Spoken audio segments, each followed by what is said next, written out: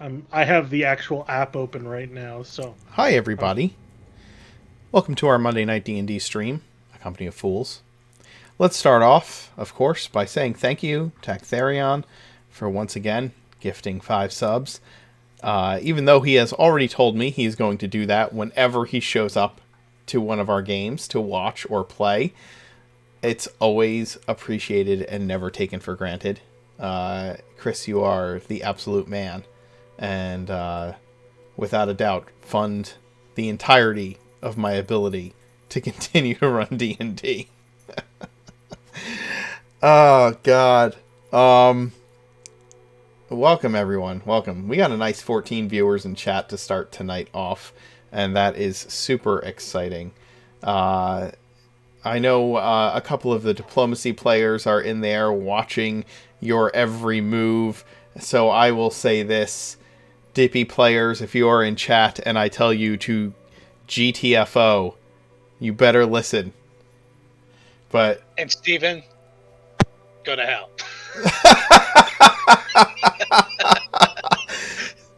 Steven, how have you managed to make it so that every person in every group somehow somehow loves to hate on your characters? He's good at playing the hate sync. You have at least 3 groups who in some way, shape, or form just are like, oh, Steven's characters, grr. Oh, cut it out. You know everybody loves you.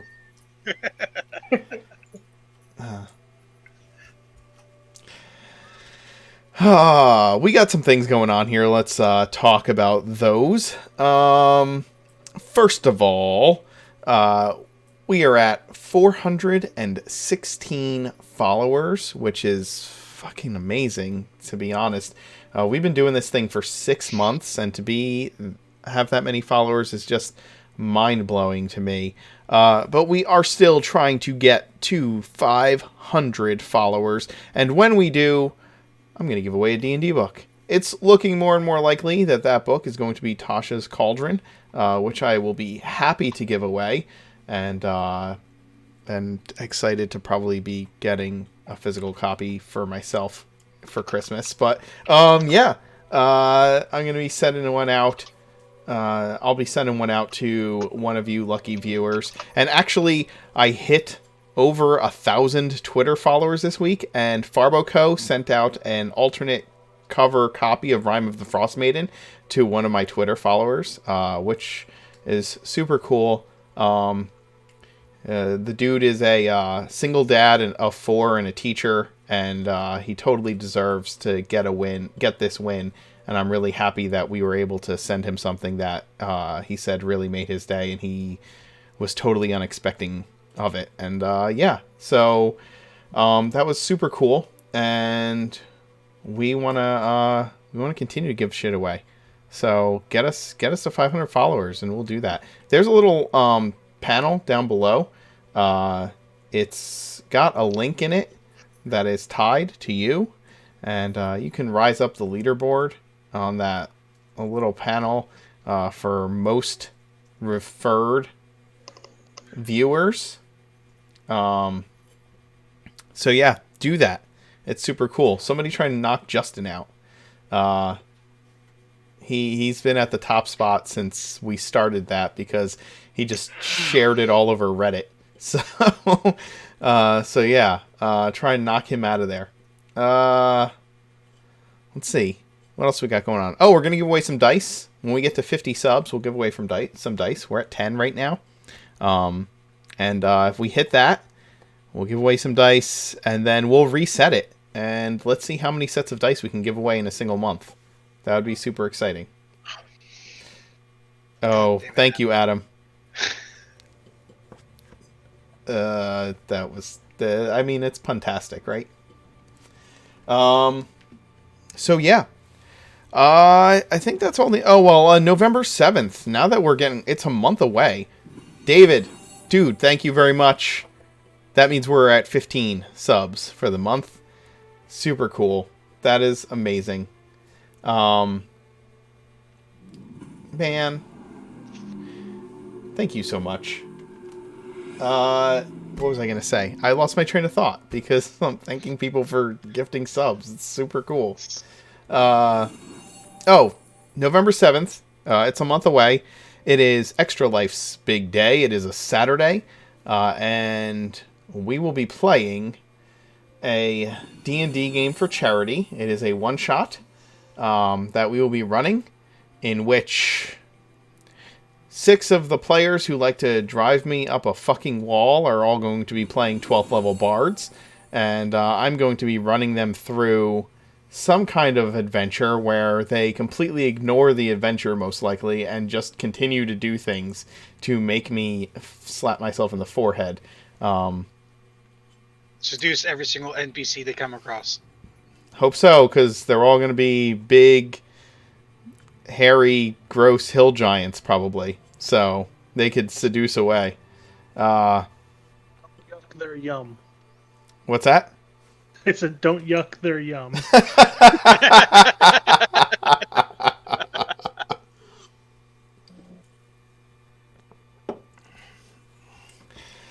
Oh, God, David.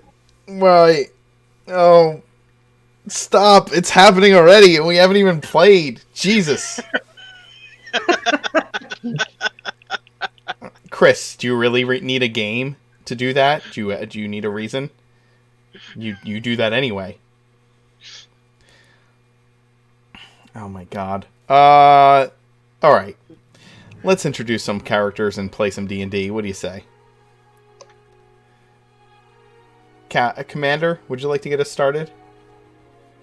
I'm Stu. I play Gaz, the half-orc Oath of Redemption paladin, who is the commander of the Legion. And has not been seen for the past few sessions because Agranak has been down in the dungeon with him. He is literally holding down the fort. Yeah. I mean, how long have you guys been down here? A few hours, probably? Yeah. 4 or 5 hours? Yeah. In the last 4 sessions. What's up, guys? My name is John. I play the rogue mastermind known as Broker. Right now, I am playing the bard rogue named Ledger. Hi everyone, I'm Dio. I'm playing Sparks, Artificer and Rogue, who is at the moment not very happy because a part of her party now knows what she actually is. She's covered in goo and she lost the opportunity to go on a date with Captain Card. So she's not having a good day. Hey, guys. Adam. Yeah. Hi, I'm Adam. I play Captain Trix. I've been subbing in as Captain Silver as well. Hopefully this is the session where I can go back to being Captain Trix. Yeah, I would like that. Hey guys, I'm John. I play Captain Preacher, the long-suffering dad of the group.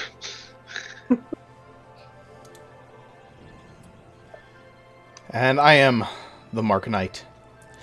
I am your dungeon master this evening.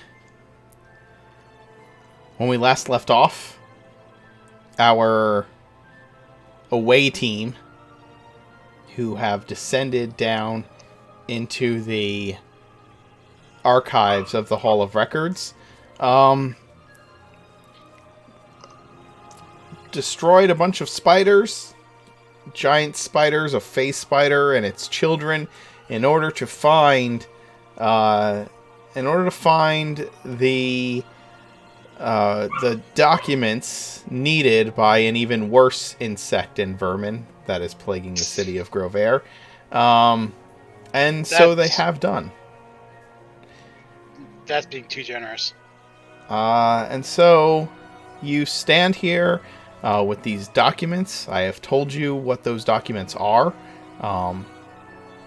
And you have told me that there are other things that you wanted to do before leaving the dungeon, so I will allow you to make those decisions. Tell me, now that you've kind of taken the time to examine what you found, what is your plan? Preacher intends to. Preacher looks over the documents and everything and goes. I say we do take this back to the Citadel for now. I think we need to come down here at least one more time, but we should all head back to rest. But first, there's someone I need to talk to. Okay. Are we going to talk to the ghost? That's who I mean. Perfect. Yeah, she deserves to know her name and know that we care. Mhm. Are you okay, Agronak? Have you rested enough? I'll admit I've been better. Yeah, Agronak was paralyzed for what, an hour? What, you guys took... Actually, yeah. Now I'm thinking about it. Is he unparalyzed or are we still... Yes, it's been long Okay. enough. I think you guys took a short rest while you were searching and things like that and examining the documents. So... And then another face spider appeared out of the ethereal plane. I'm just kidding. They weren't that hard to bring down. It's just that Okay, they that's truck. it. No. Like, as long as we could hit it, it wasn't bad. Hey, look. If one face spider didn't kill you, then I should probably just turn around and throw a second face spider at you afterwards. I thought, it was two. You really wanted to go for that TPK, don't you? No. Me? I don't go for TPKs ever. Although part of that was our misunderstanding the Unity benefit. Players go for TPKs by making real good decisions. By good, you mean dumb. I will make no commentary, negative commentary on the choices of my players. All choices are your own.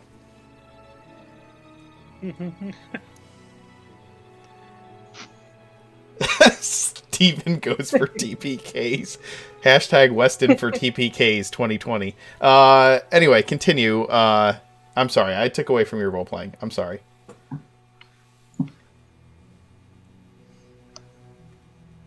Preacher was saying we should go back to the Citadel, I believe. And Agronak was asked how he was feeling. I've been better. Okay, Right. we before we go, we need to talk to the ghost. Can we Right. at least try to do it stealthily this time? Well, as long as we head back the same path that we followed, I think we should be relatively clear.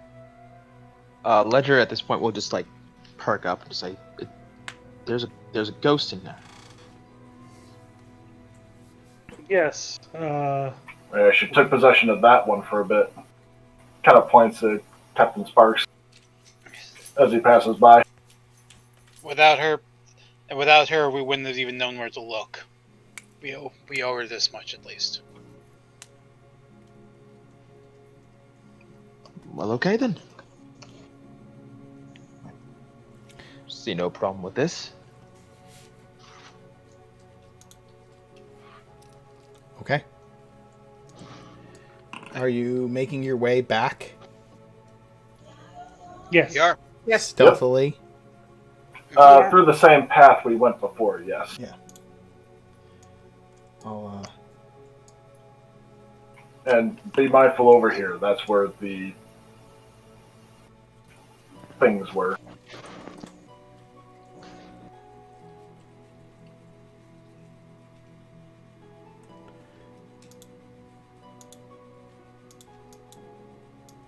I'm assuming Ledger's coming along.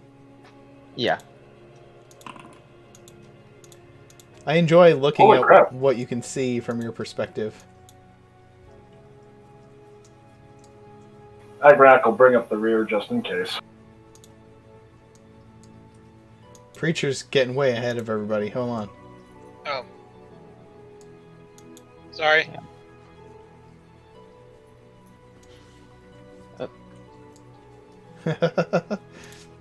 Oh, Wait a minute. No, I believe it was this door. Yep. it's honestly really, really funny to watch you all running around on the map. Oh God, I lost track. where did you go? Wait. Come this way. There you go. Now you should see them. Nice. Ah, I love Fog of War. I think there's a reason they ask a premium for it. Well, this doesn't. It's one of the things I love about Foundry. Everything's built in. Well, once you buy it, anyway. Yes, it is an upfront cost, but not a monthly cost. That's good. Right. The visage of the young woman moves throughout the archives.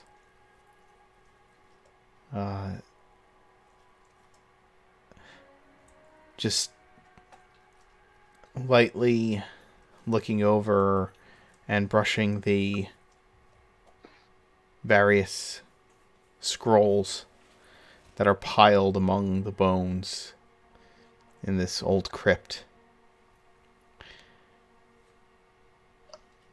She, hearing your introduction, preacher, she slowly turns to view you. We have found what we needed thanks to you and your aid.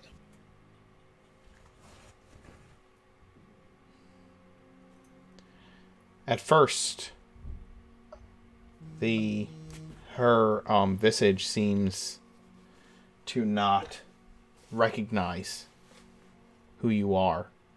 You see that flash of fear and anger pass through her eyes, and then when you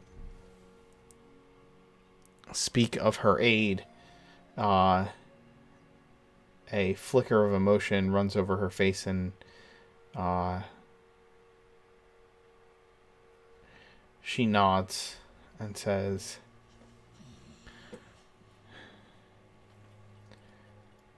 "It is the least I could have done after my transgressions against your friend."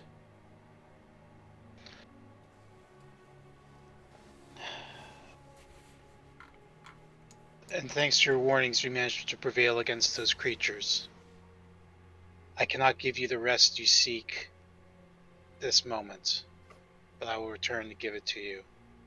But at the very least, I can give you your name.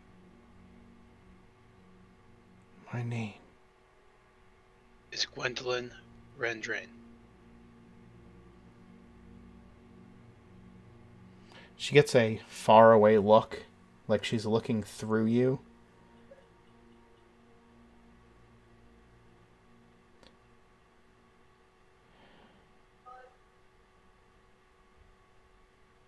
Gwendolyn.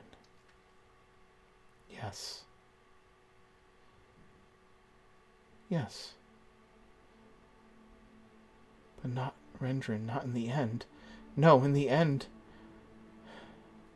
You could see. You will always be Gwendolyn Rendrin.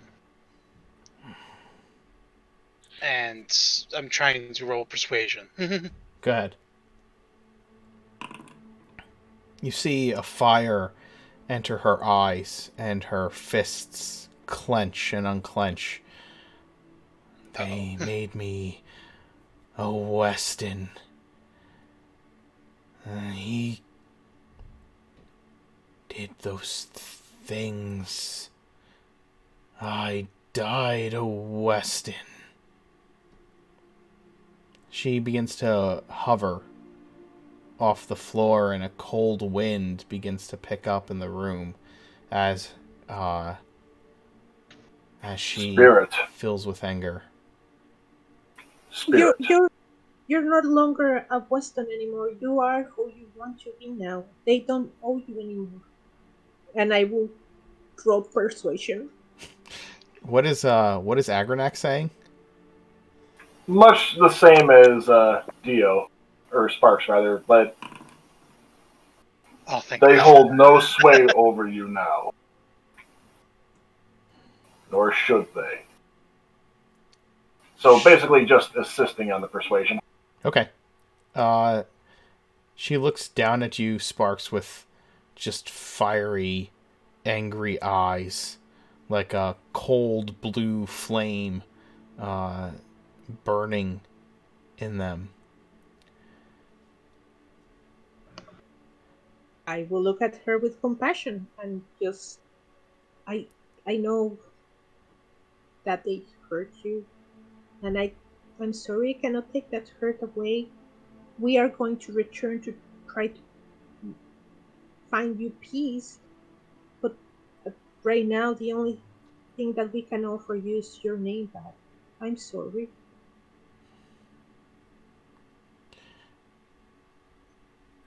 You see the fire's cool, and she slowly begins to nod, and the wind that wasn't really wind dies.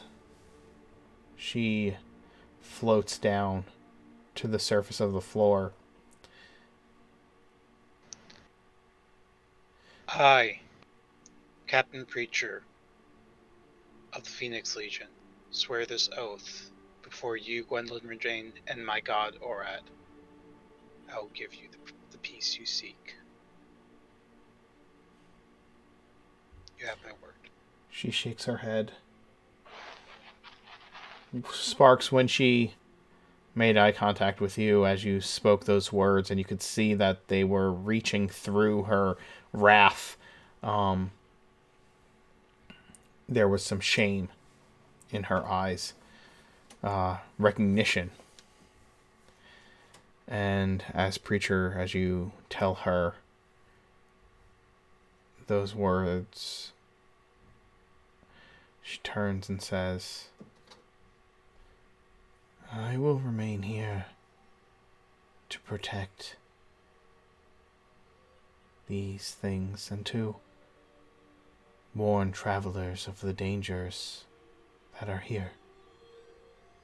I do not deserve peace, not anymore. Hogwash.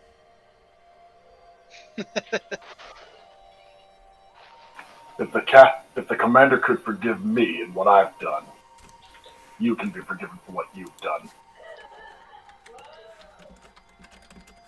Hopefully that wasn't overstepping the bounds of Agrax. No, that's fine. Yeah. Fare thee well, Gwendolyn Renjane. Rendrin. Or, how do you pronounce that, Mark? I gotta look at it.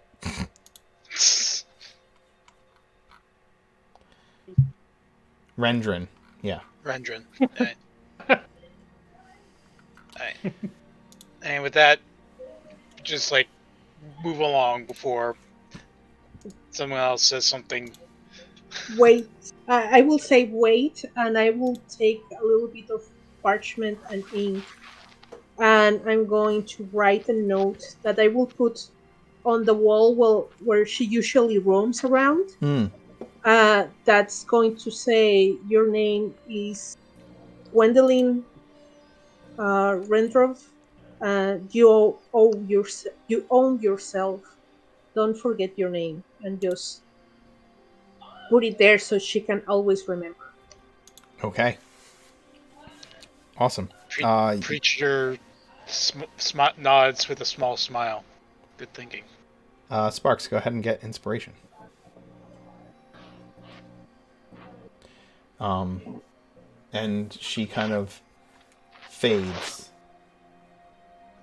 into etherealness.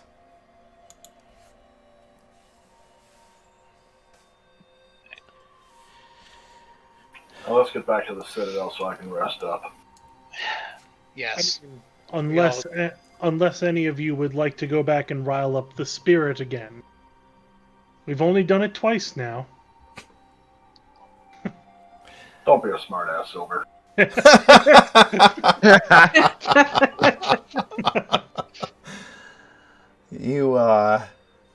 You leave the archives, and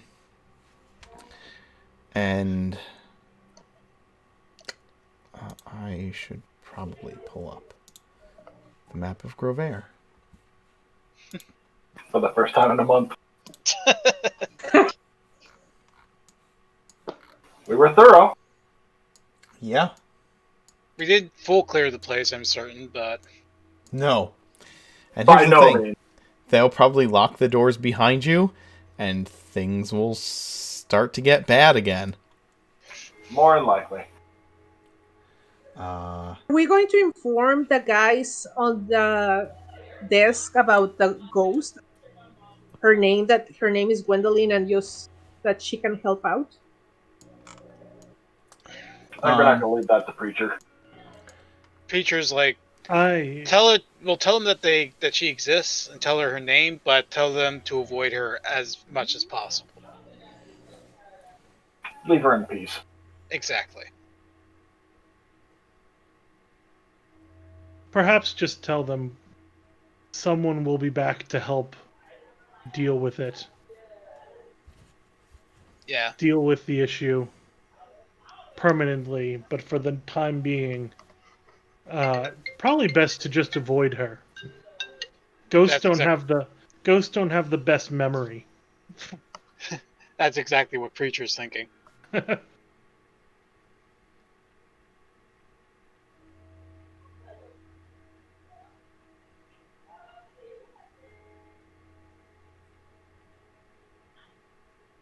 Okay. So yeah, you head up to the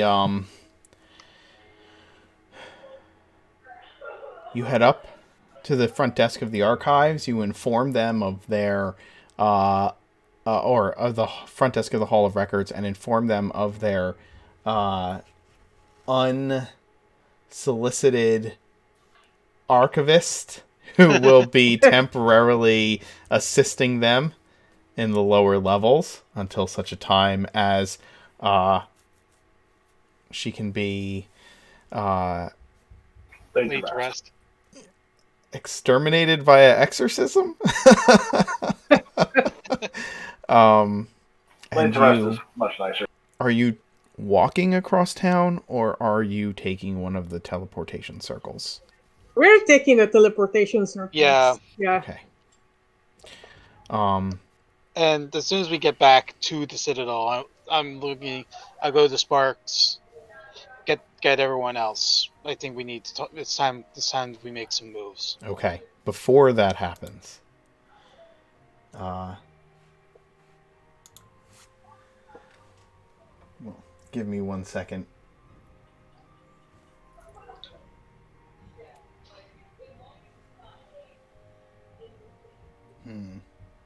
Okay.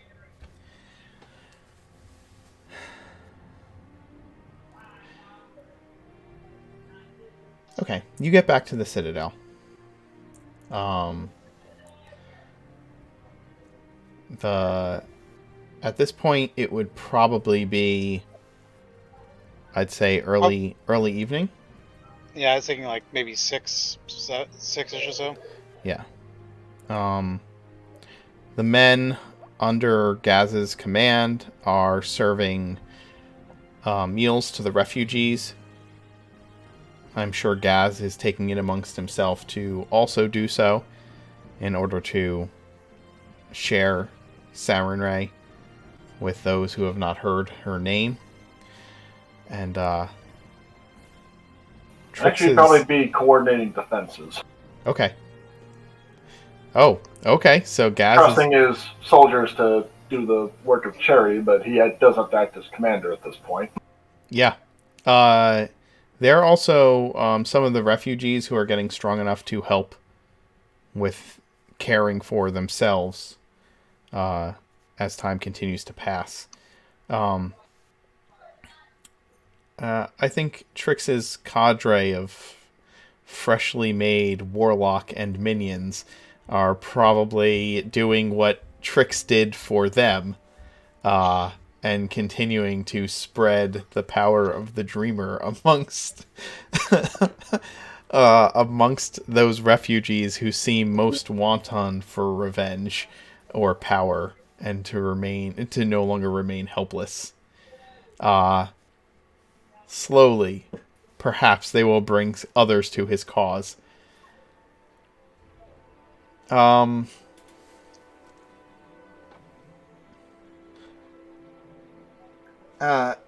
You have barely arrived at the Citadel. You walk in, and Preacher, you say it's time to gather everyone. You need to talk. And Gaz, you are up on the parapets, arranging defenses when, well,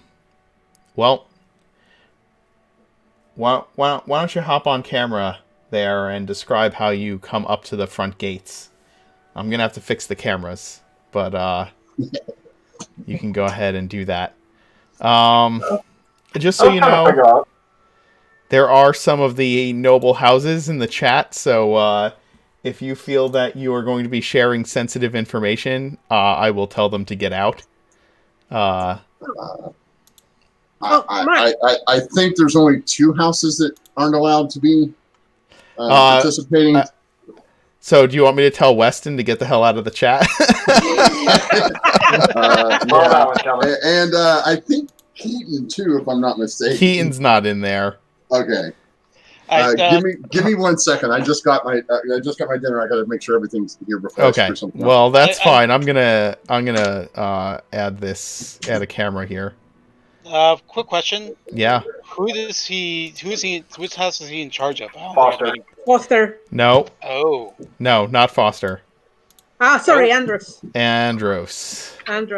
Okay. Okay, Mark. Before that, we arrive, and yes, you arrive. Can Sparks go quickly to speak to Broker and Gas? Yes. Okay. While you can go do that while I am fixing all the cameras. Okay. Sparks will go quickly dash and find both of them and speak apart from everybody else and tell them quickly. A lot of things happen on the archives, but I think we will need to have a meeting soon because Preacher and Agronak know now. They saw me. And I need you to ask Agronak to not say anything. And I will ask you, Broker, to ask Preacher not to say anything until we have time to talk. How'd it go down there? Okay. David asks a solid question. He wants to know if Lady Andros has arrived specifically to deliver the evening paper that Gaz has requested get delivered on a regular basis. No, not really. My minion, Neville, will do that. Not Nestor Falco, someone else? Okay. Oh, no. Nestor is too busy to be delivering papers. I believe his name is Neville. I have a fondness for gentlemen with the initials N. Neville Shortbutt. Well, I wouldn't say that to his face. Well, I was making a Harry Potter joke. Yeah, instead of long instead of long bottom. Yeah. So Sparks, you run up to the parapets where you see Gaz and Broker organizing the defenses of the Citadel, and as the three of you are up there, you notice. I'll move to the Citadel quick. You notice that. Well.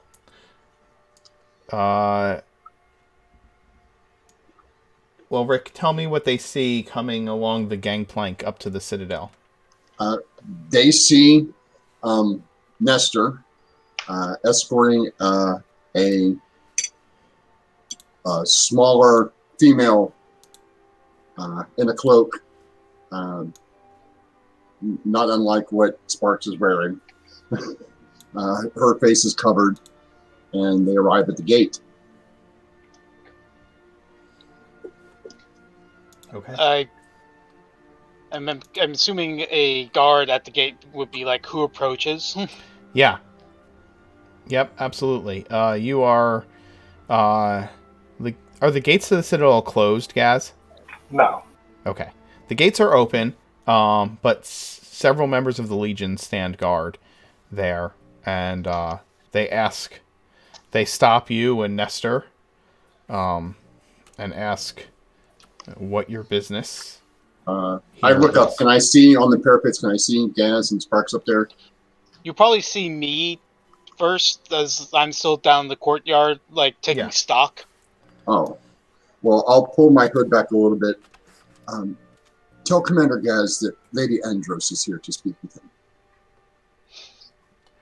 The guards kind of pass a "oh shit" look to one another, and send a runner to find the commander. Do you want me to roll perception to notice the runner, or no? You can look up and you would recognize. I think I'm not hiding it now. I mean, you would recognize Nestor, because you've brought Nestor Falco with you, your reporter on the Legion, as your personal guard. Is that correct? Lady Andros? Yes. Okay. So yeah, you recognize Nestor. He had only been here a few hours earlier doing an exclusive with Commander Gaz. And now he's returned. I will come back. I will approach the gates and be like, Nestor, Falco, greetings. Wait. Preacher, by the way, is like almost middle-aged gentleman, with a like a, well, that picture, like a couple scars around his face, like a rough but clean shaven look, if you know what I mean. Yeah. And just like yeah, and he's just like, wait a minute, Lady Andros. You see a lithe woman wearing a pair of small glasses, almost like bifocals. She's middle-aged, probably in her late 30s, early 40s. Brownish hair, has calluses on her fingers. She's dressed very plainly, like as to not draw any attention except for when she's here. And Preacher's like, I am Captain Preacher of the Phoenix Legion. Who am I addressing? Pleased to meet you, Captain Preacher. I am Lady Andros, House Andros. Preacher kind of takes a step back, as like surprised, but then puts on his most congenial smile and bows. We're honored to meet you, Lady Andros. And I'll nod to the soldiers who are standing at the gates to make way for them. Captain, I am in a awkward position here. I don't normally leave my laboratory, but I do need to speak with Commander Gaz as soon as possible. It's in regards to the goings-on here in the city, and more importantly, Captain Trix. I understand completely. Please, follow me. While Preacher is leading you into the Citadel, Paige approaches you, Commander Gaz. Commander, captains, Lady Andros has entered the Citadel. She desires a meeting with you and the other captains. We'll go to our usual meeting point. Okay. Provided she feels comfortable behind closed doors. By the way, Lady Andros, I must apologize. For what? We didn't heed the warning that your agent sent us regarding House Weston's intentions. Yes, well, you're new back into the Legion is newly arrived in the city, so it is understandable that you take everything with a grain of salt. It's only prudent. out of character. Yeah, she's the one that sent that person that was from the council chambers to us. Well, How did you suss that out? a person from the council chambers, Lady Andros, or Rick, I'll let you know that a person from the council chambers approached them and said that Lord Weston was going to attack the council chambers. You may or may not have intentionally or unintentionally revealed that it was you, or are misleading them to think that it was you and have no idea who this person is. We can discuss that later. Okay. Oh yeah, sure. I say that because I know which of the houses sent that person, and it could be or it could not be Andros, but Andros could be leading you on here. Yeah. Fair enough. All right. But no, out of character, Preacher's fairly convinced that the former spy master for the king, if not directly, he's at least indirectly working with House Andros. Because who else to run a newspaper?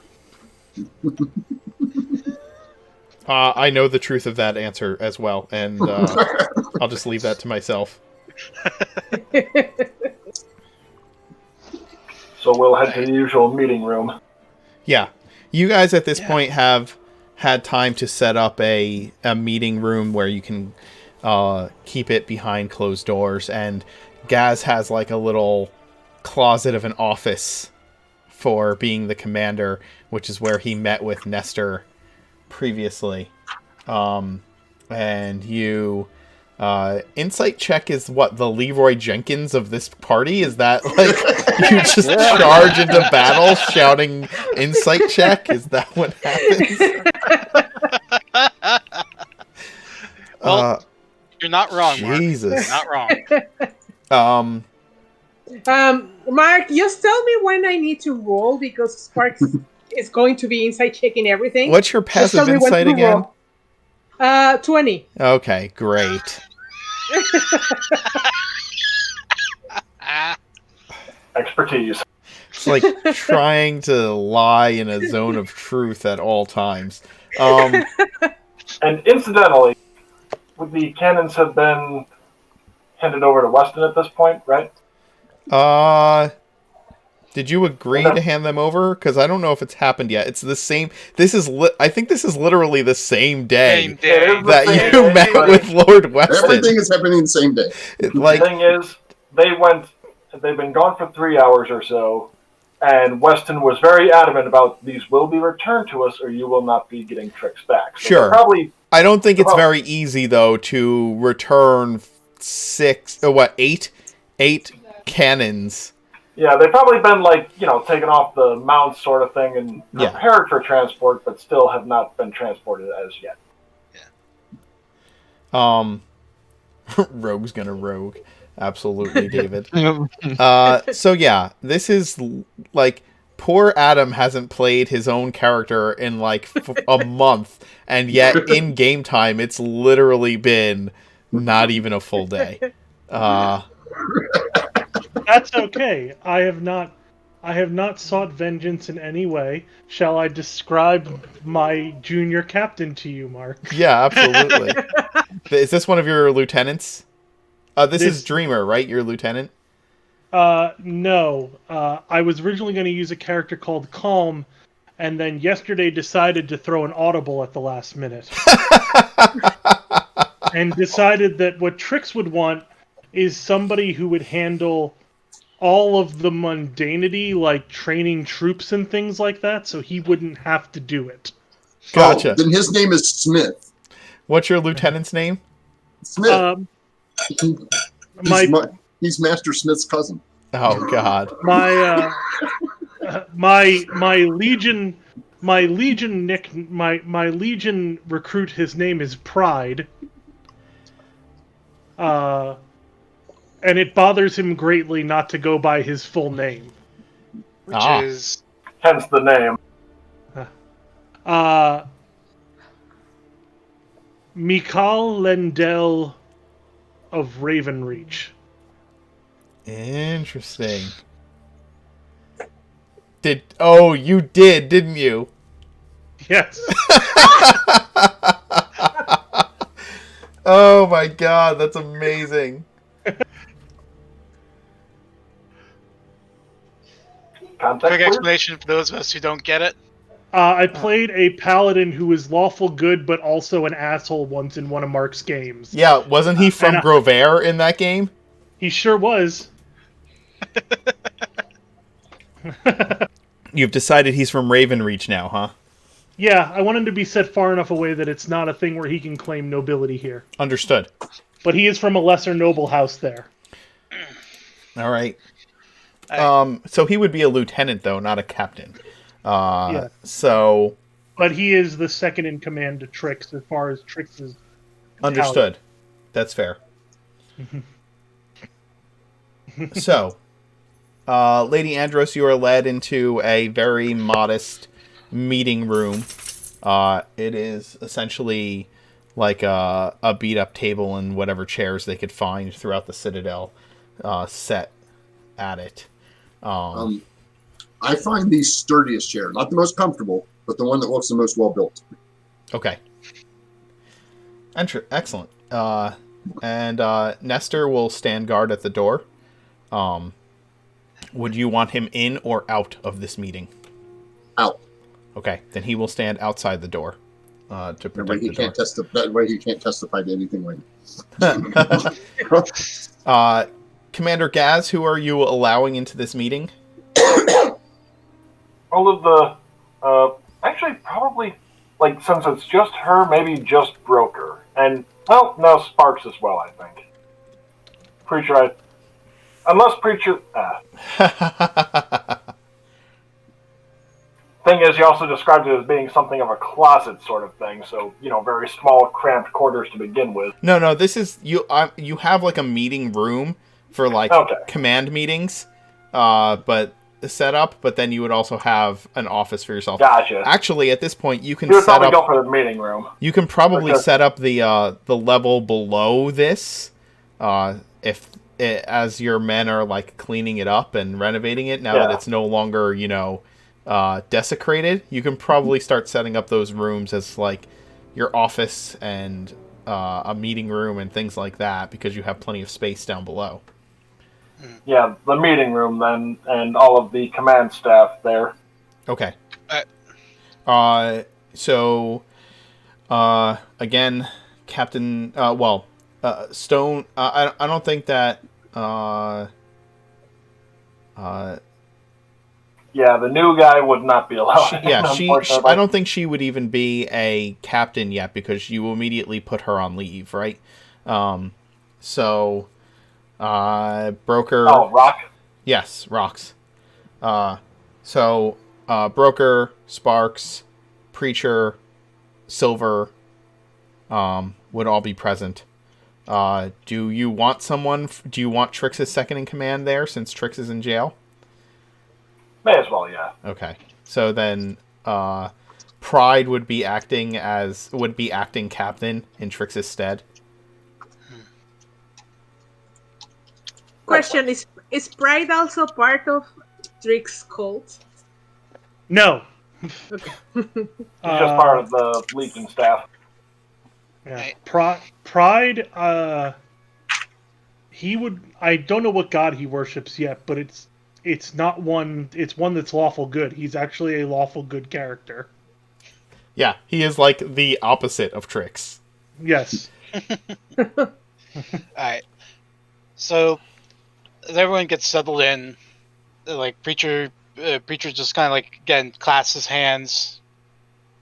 So, unless you have grave importance for you to come here, what can we do for you, Lady Andros? Gas would offer his hand to shake hers. Start off the meeting. Thank you, She sir. rises and shakes her hand. Well met, Commander Katz. I've heard good things. Mr. Falco, I think, might disagree with that a little, given what he's published before, anyway.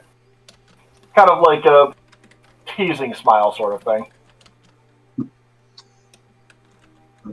Well, I have some interesting news and some unsettling business to take care of today. So Seems to be the name of the day, really. Well, as I'm sure you've noticed, House Weston has decided to consider itself the protector of the council, and has decided that until he can make the city safe again, that the council meetings will be suspended. Yes, we saw the copy of the Morning Whispers. Well, those were unsanctioned letters sent out by someone who is clearly not capable of following the rules. Speaking of which, they in regards to Captain Trix, well, I guess I'll just get out and say it. Several members of the council have decided that Captain Trix deserves a speedy trial, and his case should come before the council as soon as possible. The issue at hand is House Weston. So the other houses, aside from Weston and Keaton, have decided and come to an agreement that we would appreciate the Legion's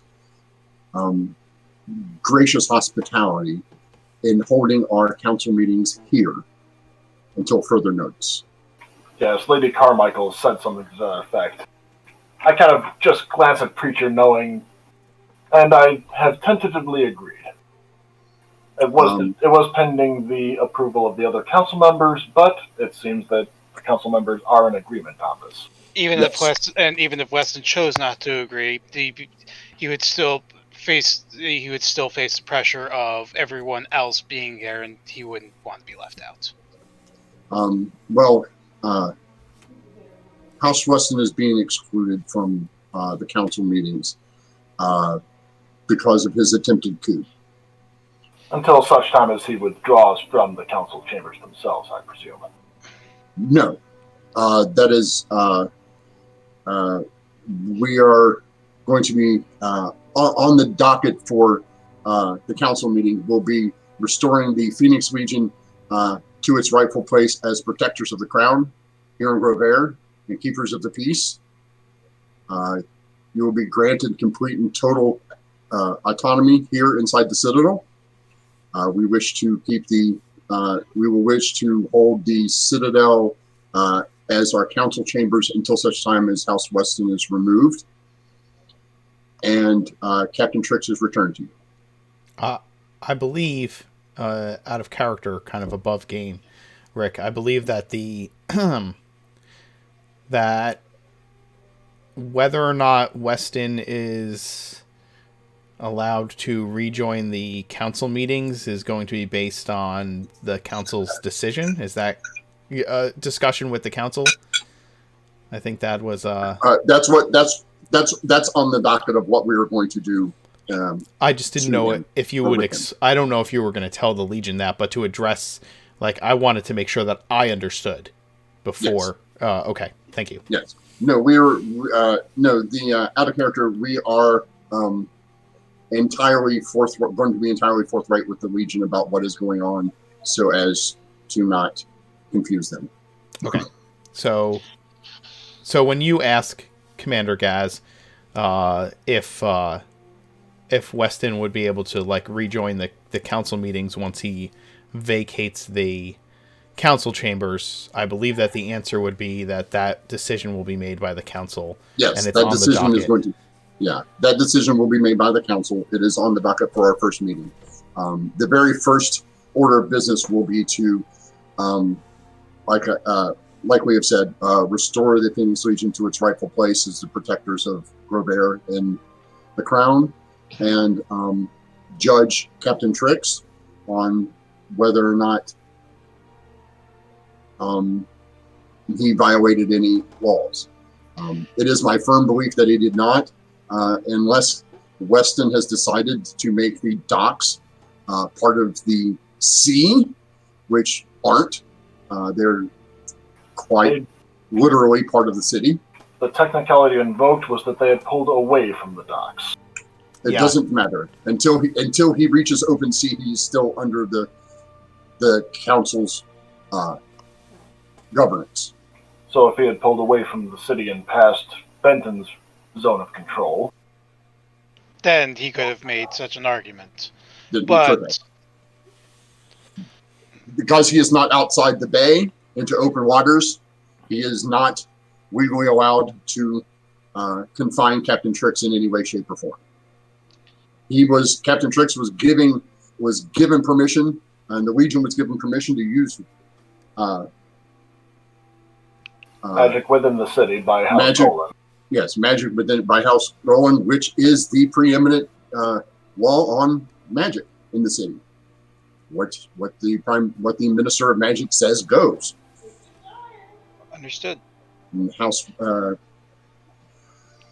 Lord Weston has no claim, and we will I'll wait for him.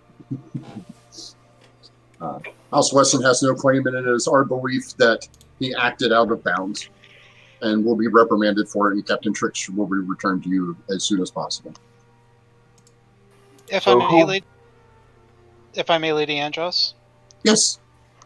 if it's possible, we would like when the council does meet, it is the Legion's position that that a member of us should be there to address the council as to exactly what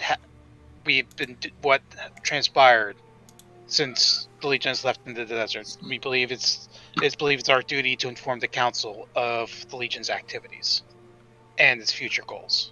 Oh, yes. When we make the announcement of you regaining your rightful place, Commander Gaz and whoever he wishes, small entourage, I'm assuming your captains here, will be asked to address the council and inform us of your history and your intentions going forward.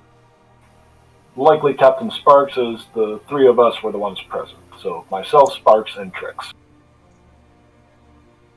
Very well. If I may, forgive me for being direct, but why here? Well, as your duty is to protect the crown, and the council is the crown until such time as a leader is chosen. Therefore, it only makes sense to have our council members and the council be held here under the safety of the protectorate. And which houses will be participating in this meeting? I know Weston is out. Has Keaton been convinced? It is. Weston is not necessarily out. It is just For this particular meeting, I mean. he is more than likely not going to appreciate us not succumbing to his will as he tries to take control of the city. He will be informed, as per the bylaws of the meeting, as will House Keaton. And it is up to them from there as to whether they choose to attend or not. Yes. Can I make an insight check? Yeah, I'm getting an answer to your question right now, so go ahead and make the insight check. Okay. So, aside, which houses have confirmed to come? Well, I know Carmichael. I can presume Dolan, obviously Yes. yourself. All of them except Keaton and Weston right now have agreed. Including And- Foster. Yes. And Benton. Curious. I have and I pull out a writ that is signed by the leaders of the houses, agreeing to these terms. Okay. What was your insight? 10? Sparks. Mine. 28. She's got this. As far as you can tell, the intent that they are suggesting is that all members of the council will be informed of the council meeting, the location of the council meeting being changed to the Citadel, and that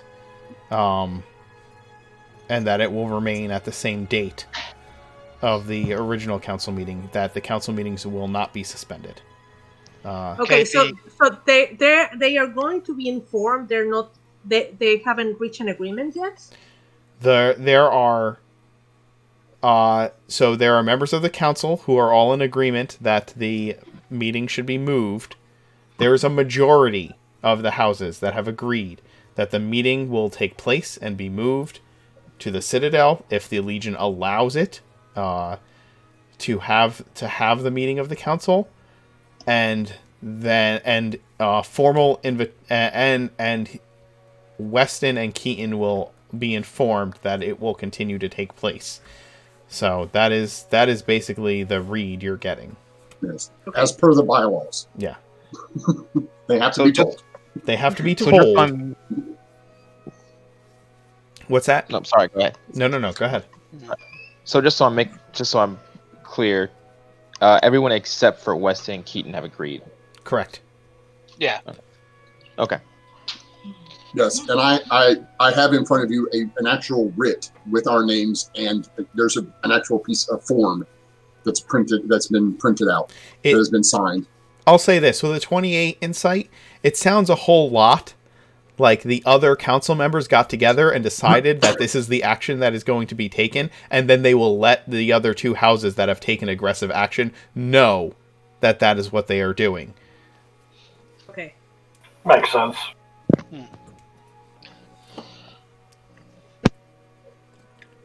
Well, as I said to Lady Carmichael, I believe the Legion will be happy to have all of you here for the council meeting, especially if it means reinstatement of the Legion as the force to protect the city.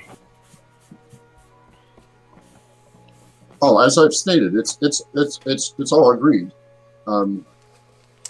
We just need your signature on this writ as well to make it a legal document, so we can file it within the council records. This was all approved. Do you know, Lady Andros, that for the Legion to be reinstated, there has to actually be a vote at the council meeting? Yes, that's what we are agreeing to. Right. So what's on the docket for the council meeting, just so that I'm on the same page as you, is reinstatement of the Legion, return to them all back pay that is due, their ability to remain within the Citadel as a neutral, as a location where they have autonomy, and what will happen with House Weston considering his aggressive action towards, or his coup, his apparent coup of the city, and finally the what expectations there are for Captain Trix. Is that correct? Yes, actually, it in order it's listed: Legion, Trix, Weston. Okay, understood. So the council isn't going to speak on the matter regarding House Keaton's aggressive actions? Anything that is brought up during the discussion of Lord Weston's actions will be taken into consideration at the meeting. He asked about House Keaton, the fact that they have attacked. Yeah, and I said anything that's been brought up. Anything that's brought up. Understood. Out of curiosity, how would Lord Weston be made to comply with releasing Trix into the council's custody? Well, he does control the Navy. Well, he is a strong proponent of the law. The law will require him to obey the protectorate. Yeah, I think what Gaz is asking is if he refuses to obey the law, what will happen?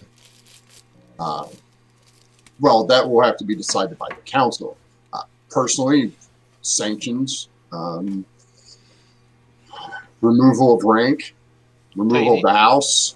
And if my captain were able to secure his own escape to stand trial, hypothetically, that would be.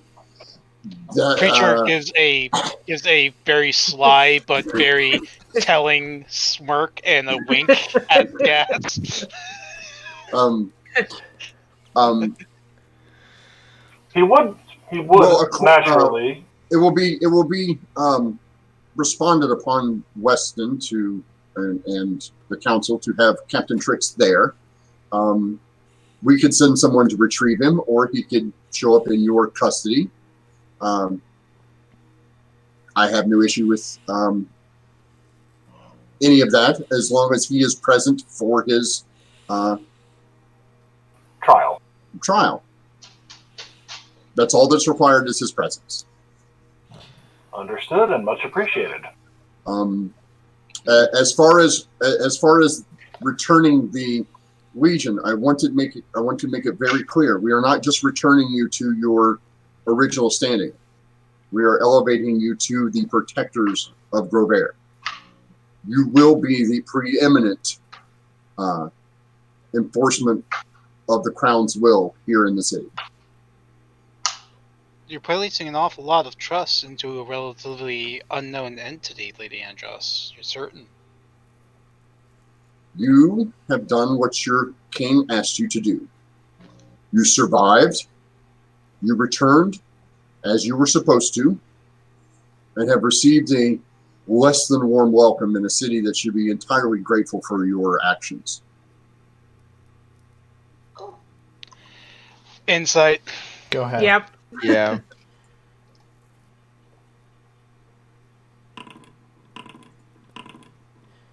Which does. Lady Andros, is that your personal opinion? That's the absolute. Yes, that's her personal opinion. Okay, so she believes what she's saying. Yes. That does not tell you whether or not the other houses agree, but it definitely tells you that Lady Andros believes what she is saying. Which does bring up a point that I believe Captain Broker, or Lieutenant Commander Broker, brought up in our meeting with House Dolan, is that we were told that the decision to send the Legion into the desert was unanimous. But You were part of that Lady Andros was not one of the older houses. She is one of the newer houses that have been here. Okay. Yeah. And same with House Benton, I believe. House Benton, House Andros, and House Foster are the new generation of houses. They were not a part of the council at the time that vote was taken. Okay, strike that then. Yep. Lady Andros, the Yes. paper that you are making guys sign, may I see it? Yes. Preacher will also look over, like stand over Trix's shoulder to read it as well. Broker. Shoulder. Broker, yeah. I'm trying to go through it and make sure. It is exactly. It is an ironclad. It has been gone over by the regal minds of every house. all 5 of the houses that have signed this accord have had their hand at making sure that it is agreeable to all of them. So the documents. No mean feat. Yeah. The documents of every house. They've gone over it with a fine-tooth comb. There are no loopholes. Yes. Says the loophole king. Yeah. Right. Exactly. Right. Exactly. Yeah.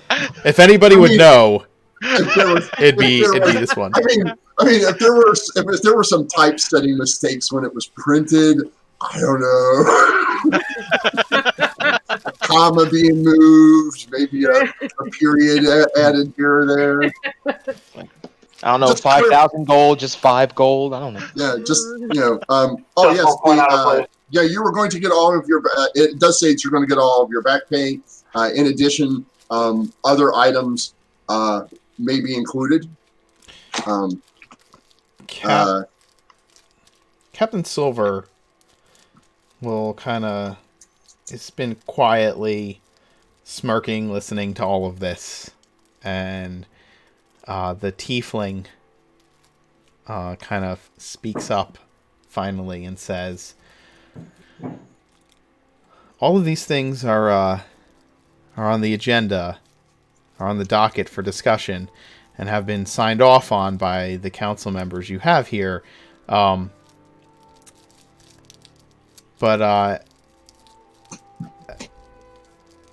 they're not that just means that they're going to be brought up at the meeting, right? It doesn't necessarily mean that they have to agree to it once they're brought up at the meeting. But that just shows that our interests are on the table. Oh, no. If you'll see paragraph 3, or section 3, paragraph 2, it specifically states that we are in agreement, and the vote will be taken and guaranteed for the region. And because it's all 5 houses voting in favor of this, that means that it should proceed without any complications. There should be no complications at all. Given our experiences in the desert, hedging the bet is off verbally is a good way to not jinx yourself. Oh, absolutely. It is, again, unforeseen circumstances. There could entirely be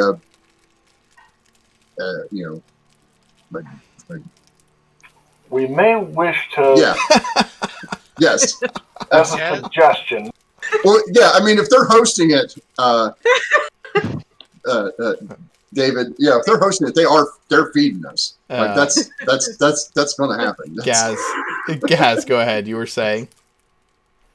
as a suggestion, though, given one of those complications may very well be that I believe it might be advisable to have Lady Benton move one of her fleets nearby to make sure that House Weston doesn't try to attack us while we're all consolidated in one point. Well, don't you still have those cannons up on No. top of We them? do, but Oh. they have been dismantled at his request. But At whose beyond request? that, House Weston, that was one of their provisos, and was the return of the cannons, but seems that will not be a non-issue now. Yeah. Oh, The no, issue no, no, is no. that we have no... Wait. He told you to surrender your cannons, and you agreed? At the As time, a- Lord Lady Andros, we were concerned about the safety of Captain Trix, and we felt necessary to agree to concessions in order to secure his well-being. Additionally, we know that the only house that has access to cannons is House Weston. They're their property, and we felt that it was best to return it to them. So- And beyond another that- thing, lady, we don't have the gunpowder neither to use them. So When we- basically, they're just sitting there. Out of character, would we know that it's dubbed gunpowder or just whatever makes them work? You don't have whatever would make them work. It makes them work. Yeah. Yeah. They're inoperable anyway. Yes. So Sparks having- might be able to analyze it and figure out how they operate, but she hasn't done that. So Incidentally, I don't think that... Has Sparks even informed Gaz regarding that? that she has gunpowder now? No. No. So up to her as to whether she brings it up now. Lady, if what you're saying is true, we might be able to analyze them and see how to make them work. Unfortunately, I haven't had the time to do that. Oh, well, I can Yeah. send over some artificers. That's Oh. not a Oh. problem. I'm an artificer too, and actually, I wanted to ask you: Sure. does House Weston has access to your print? No. Then how come he is able to print his own design? He didn't print He's them. not- They were handwritten. Yes, no reason. Okay. They were handwritten. Yes. The law specifically provides that only House Andros is allowed to print anything with the printing press. Even beyond that, Lady Andros is literally the inventor of the printing press. It is her Yeah. property. Wait, Reverse engineering is possible. even the one that had that had the picture of Trix. Yeah, the picture it would have been like a hand-drawn Caricature. Almost. caricature of Trix. Yeah. Yes. So he hand It was- pages to handwriting all of how many? It copies could have of been. that? More than likely, it was you can carve A them out of flyer. it could have been carved out of like stone or something and just printed multiple times. Yeah, like a wood print. It's probably Okay. like a wood print or something like that they Yeah. used, but like Yeah. not an actual press, not the actual press. You know. Right. Yes, Okay. I can make a whole bunch of stuff really, really fast. It takes him several days to do that. Yeah. Yeah. It takes me about an hour and a half. So T was fully planning on having something happening long before Yeah. our Yeah. meeting happened. And one of our number imprisoned, he was pretty obviously gaming for me personally. Of course. Oh, I don't doubt that at all. I personally have no interest in running a city. I have way too much to do. I have more inventions. I must imagine, Lady Andros, that any place outside of your laboratory feels rather uncomfortable. Oh, yeah, absolutely. If it weren't for the simple fact that I built one of the most amazing things in the city, aside from those really cool teleporters, by the way. Wait, one of you those. built them? No, You're no, under no. the impression- No. He said The aside most cool thing, yeah. from those Oh. really cool teleporters. Oh, Yes. Once I figure out how to get those to work on a smaller scale, I'm going to be able to deliver the paper directly to you instead of having people have to hand them out on the street. anything to save labor. Well, and time. If I can deliver it to you, you get it immediately when it's ready, instead of you having to run all over town finding it. But to get Information and knowledge is back power. as my mentor Lord Dolan would say, information and knowledge is more important than your rank or your station. So you learned from Lord Dolan himself. Well, yes. Everybody learns from him. He's the headmaster of the university. Even my parents learn from him. To get back to the upcoming meeting. To get back to the prospects of the upcoming meeting, since the cannons are going to be inoperable, regardless of how many when will the meeting take place, for one? I think 3 days, 4 days. I will Yep. no. I will give you the actual date because it is the 16th of Hexen right now, and the next meeting is not until the first week of the following month. I was under the impression it's an emergency meeting, though. Yes. Are you, I thought the meeting was going to happen regularly scheduled, or are you guys having it sooner? No, we're having it as soon as the Legion says we can have it. Okay. Checking the. Yeah,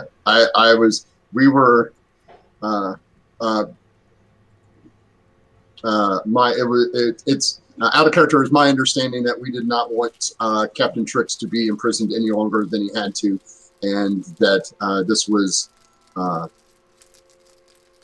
an actual Utmost importance. emergency based on the actions of the past 3 days. Okay. Makes sense.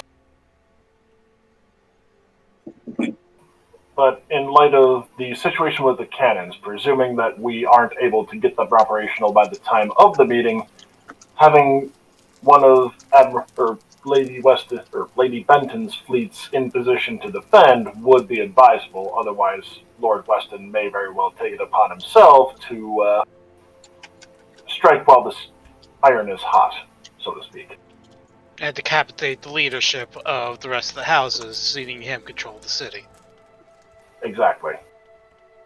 Which is why we want to have it as soon as possible. So, provided we can coordinate that as soon as possible, sounds good indeed. Out of character. Tricks, when you get out, deal as much damage to the rest of the fleet as possible. Or at least to the command ship, because I could easily see Weston being the type that wouldn't sail into battle unless it was aboard his ship. Oh god. Yeah. Well, I mean, his masthead is pretty trashed right now, so I don't know any of this. I have no idea. It is not my purview. Nestor handles all the day-to-day stuff. Incidentally, none of that was actually said in character anyway. Yeah. Yeah. So Gas would probably inquire as to whether Nestor had followed up on the meeting with Lord Weston or not. Oh, he probably wouldn't have had time. Oh yeah, true. Especially if You it's literally reporting back got and then, done with your holy shit. Yeah, you literally got done with your interview with him like several hours earlier. And as also one of the concessions that we had to offer, that Lord Weston forced on us in order for our captain's safety, was he gave us a task, essentially. And I will actually look over at Sparks and just be like, and nod at her to pull out the document.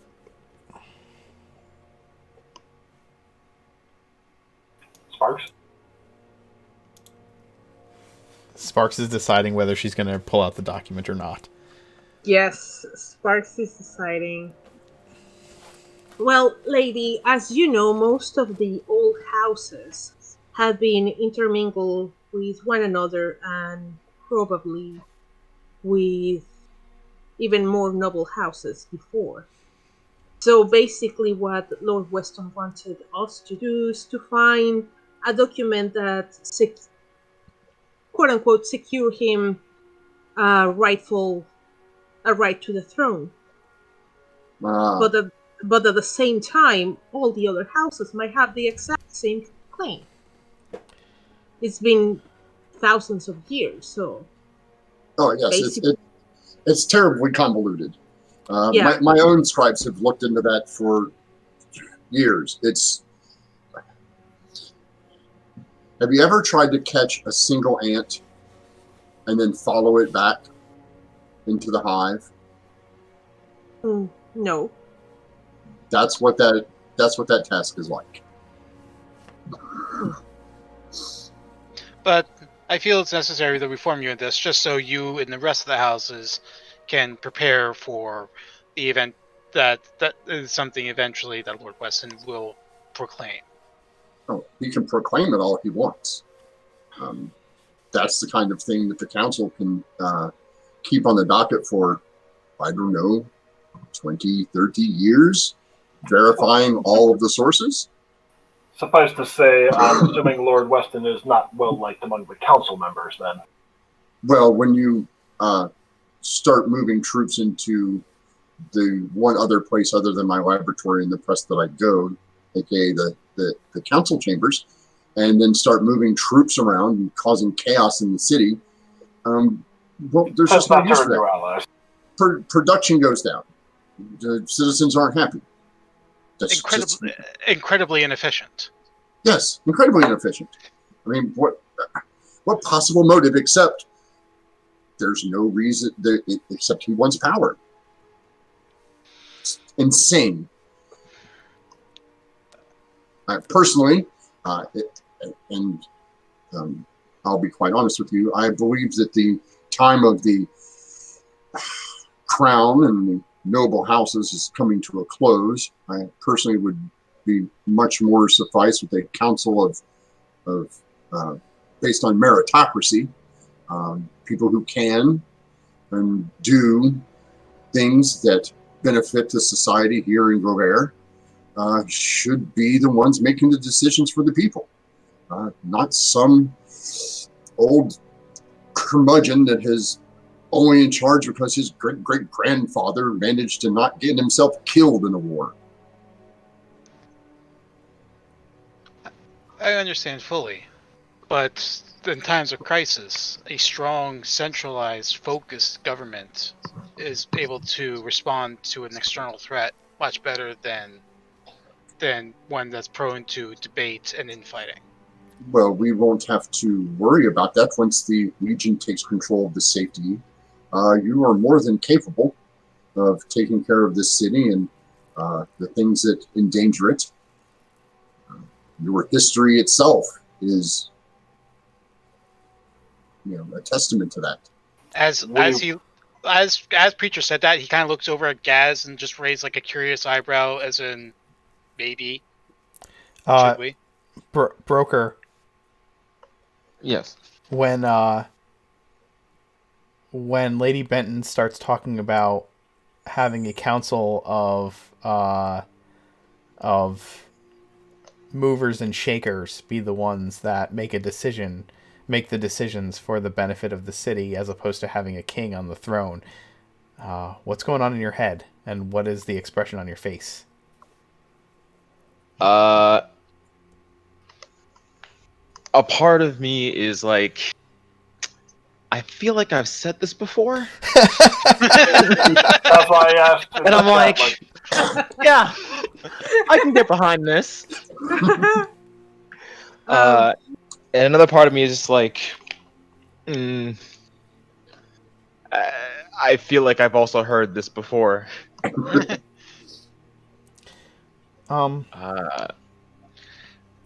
understand. I will. Do not take. Wait, Go ahead. let me be sure of what you are expressing. You want a meritocracy to be in place unless there is a sort of emergency, like someone trying to invade Grover and whatnot, and then you will install the Legion as a sort of dictatorship in order to push. No, not a dictatorship. The Legion is here for our protection, and the protection of Grover. Out of character, what I'm referring as dictatorship, because this is the Middle Ages kind of. The literal dictatorship. I'm not referring to the dictatorship that we know, but the Roman dictatorship that took care of the council. Gotcha. And then return the power back to the council. So when there was an emergency, the military would take over and make the decisions to protect the city without needing to address the council in order to do so, until such a time as the emergency was over, and then power would revert back to the council. Yeah. That's she's asking if that's what you're implying. Yes. In all military matters, it will be the Legion. In the civil matter, you take care of defending us. We will make sure that you have ample supplies. Again, this is Lady Andros saying that is her opinion. She is not expressing the will of the council in that regard. She was merely expressing her opinion. She started the sentence off by saying, to be honest with you, in my opinion, this would be better than what we have right now. Yeah. Okay. And I will look over at Commander Gaz and just raise an eyebrow. And Preacher's essentially, like, kind of the expressions like, should we tell her? One thing to note is that we will need to resupply our soldiers because we've been rather drastically hit in the desert, and kind of glancing back at Preacher with a quick little nod, because as we informed Lady Carmichael, because she seemed to be the most credulous of those that we had met by that point, and we've yet to inform anyone else, so you were the second we are informing of this. And it's likely for the best that Nestor Falco is out in the hallway at the moment, because he would about go goggle-eyed with the possibilities of writing this up. One of the reasons for our defeat and quick transit back is that we faced an ancient dragon.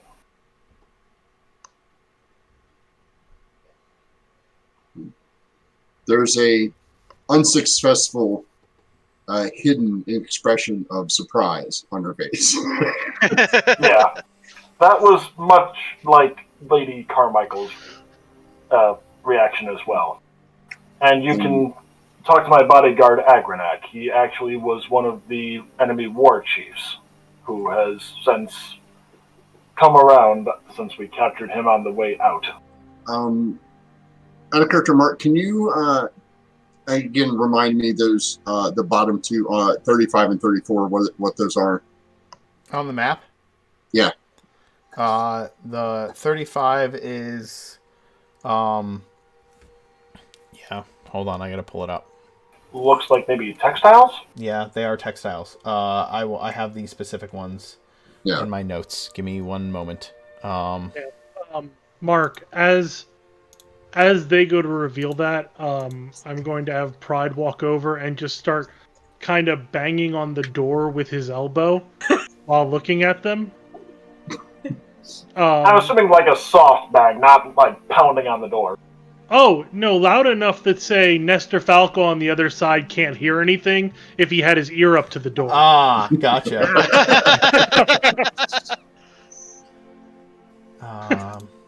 Okay. That was makes sense. The you have Hey Mark, we gotta zap it. Oh, there we go. Done. what happened? They already got it. Oh, zap the bot. A message needed moderating, but it was Yeah, deleted. I got my knights in the chat taking care of stuff like that. Between Dio and David, they got this. Yeah. So I was in the process of pulling it up, but I'm waiting on the answer. 35 is the paper mill, and Okay. in 34 you have the like the tannery or the textiles mill essentially. Yes. I'm sorry, not the tannery. It's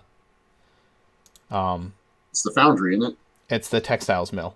So it actually, the right. essentially the biggest weaving operation in the city, right? So,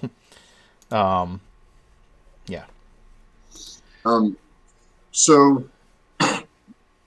And not only did we suffer losses from this fierce and heinous creature, we are firmly convinced that it is going to be coming here to finish the job. At some point. Very well then. As I said, if you wish to Then we speak should my get those bodyguard, they can. Then we should get those cannons working as soon as possible on the Citadel. So I have a question, Commander Gaz. What kind of members are you looking for? Because I have two options for you to replenish your number. One is fairly easy. The second one is a tad more difficult. Which would you like first? Your preference. Well, the fairly easy one is can you take cutthroats and ne'er-do-wells and those citizens who may or may not be the most give the most adherent strictness to the law and turn them into fighting men? So prison conscripts. I will remind. Oh, I'm sorry. Go ahead. My lady, Andros, that is something that my captain, once out of prison, has a bit of an expertise in. So considering that I managed to effectively recruit an orcish war chief to our cause, I would say the possibility of that is rather high. It also depends on the nature of the man. I will also, as an aside, some men can be led, some cannot. Each of the neutral districts has been protected by members of the City Watch left over from when the Crown dissolved, but they have been paid so far out of the Bolivar house fortune until that runs dry. So they are legitimately just neutral. That's the second one. They are just neutral City Watch members at this point. Well, that was the second. Understood. The second one would be when you become protectorates, you would gain control of the city guard and whatever militia on hand that we have. That's not entirely not my purview as a council member per se. I do keep track of some things. You would take over the city guard. You would have Commander Gaz. You would be the de facto leader of all armed forces and naval forces in the city. Are you saying that? Are you saying? So Silver says, are you saying that the houses' various knighthoods and personal guards would no longer be under the command of the houses, but would all fall under the command of the Phoenix Legion? No, the personal guards, no. The City Watch. Those that are already consigned to keep the peace here in the city. Okay, and I will inform you if just to make it each house has their own personal city watch for their districts, as well as their own various nightly orders that they may not have one nightly order. They may have like 4 or 5 nightly orders that are sworn to various smaller houses that all swear fealty to the major house. Right. So, in character, Silver is asking you if the houses would maintain control of all of those organizations. No. The Legion would maintain control. I would only keep my personal guard. And do I can't personally speak. I can't personally speak for the others, but it would make entirely. It would make so much more sense for the one commander to have control over all of the troops in case of, we'll say, a dragon showed up. I believe this would be a matter best left for the actual council meeting to have that. Oh, absolutely. I again, I'm only. I appreciate your speaking for myself. foresight, though. Yes. Lady, We tend to bring this matter up before the council as Oh, well. Yes, But you can entirely. That would be something that you would have the Legion would have to bring up with the council. You probably would have had that idea yourself. It just seems to be,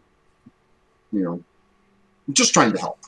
of course, I feel it's necessary to inform you of this as one of the most foremost enlightened inventors in the city. I'm sure you could think of some ways to help improve our chances. Oh, as you are all speaking, there is a knock on the meeting room door. You can easily, those of you with a 20 insight can easily recognize it as the way that Paige would knock upon a door to interrupt a meeting. He's cultivated a very specific way of knocking. Should have a haircut 2 bits.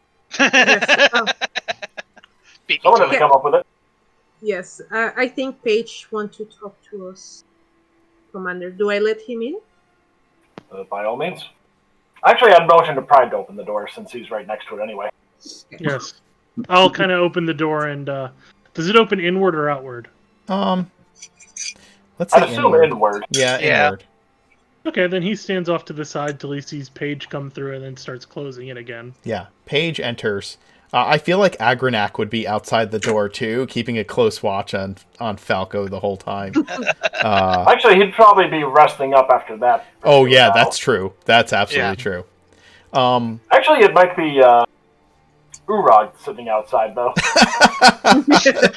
That's not intimidating. Falco and the War just staring at each other. Actually, Urag would probably be trying to chat him up a little. Yeah, Paige spells out knock in Morse code. That's how he knocks on doors. There we go.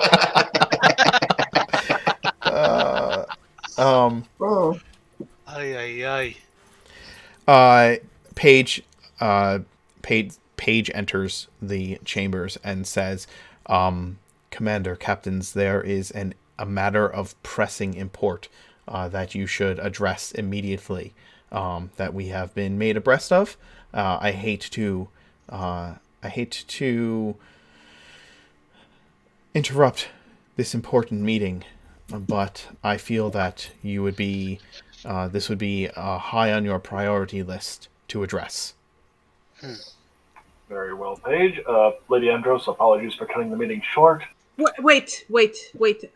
Paige, please wait outside. He nods.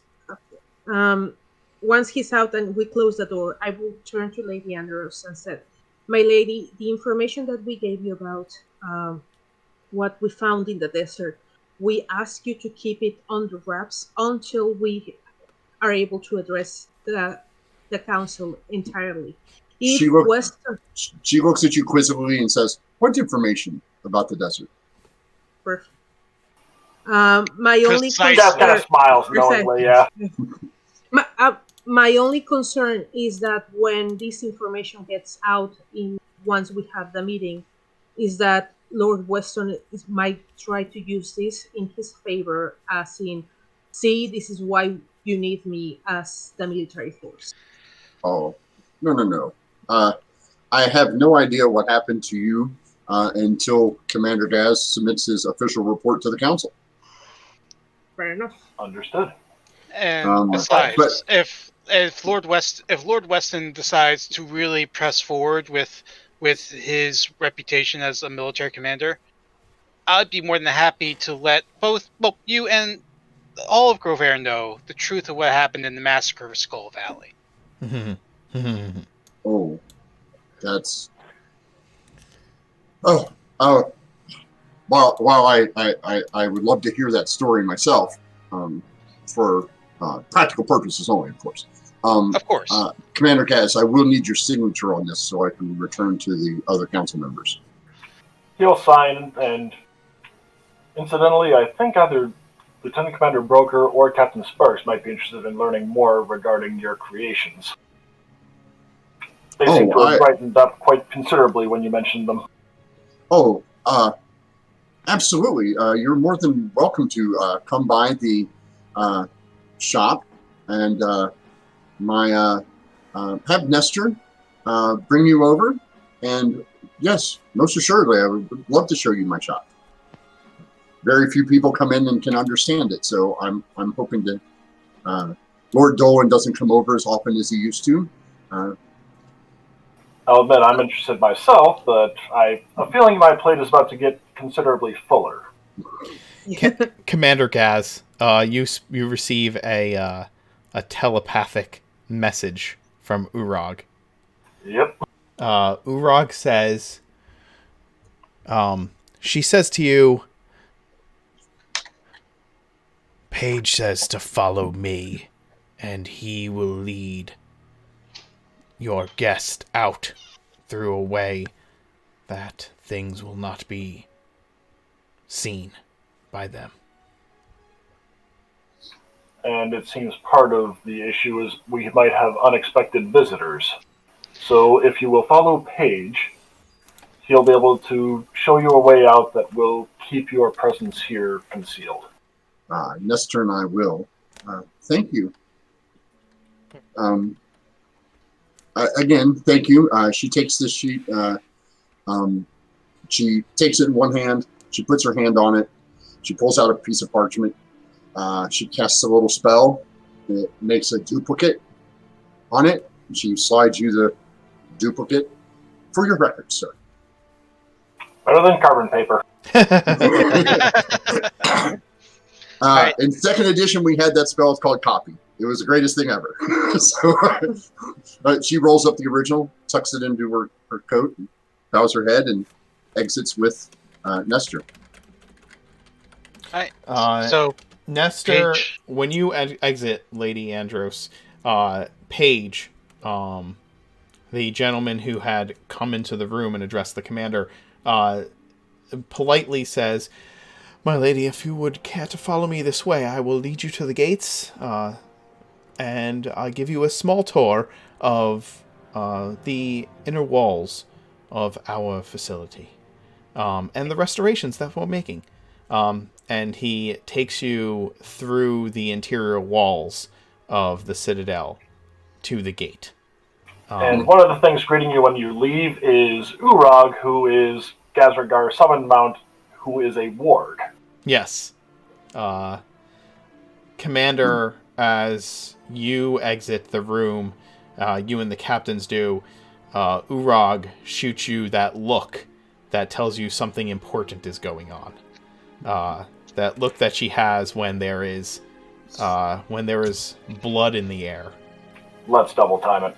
Yes. Urag takes you directly to your, leads you into the courtyard. And as you go out into the courtyard, you notice that the gates to the Citadel have been shut. Well,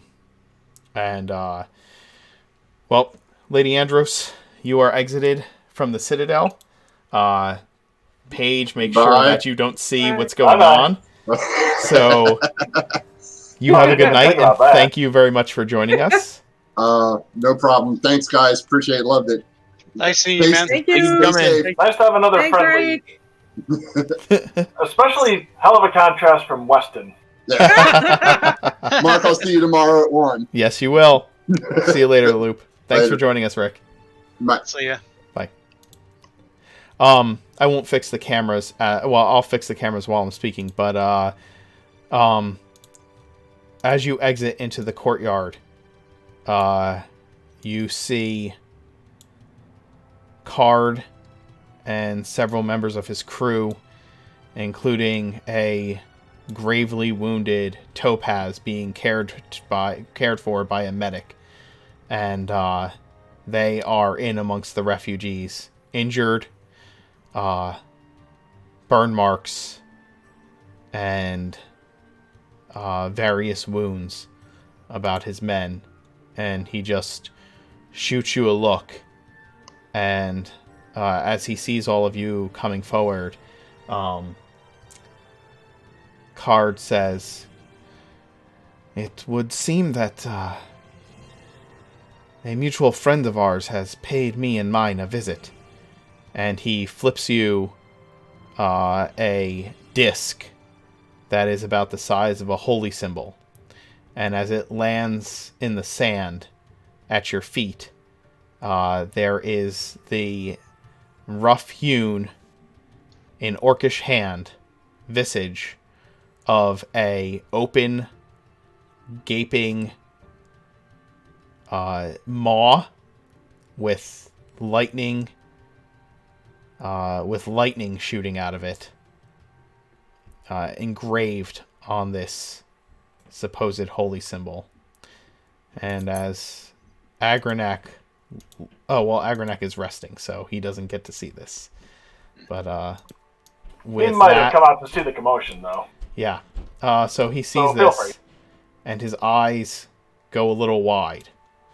And we will take a break and be right back.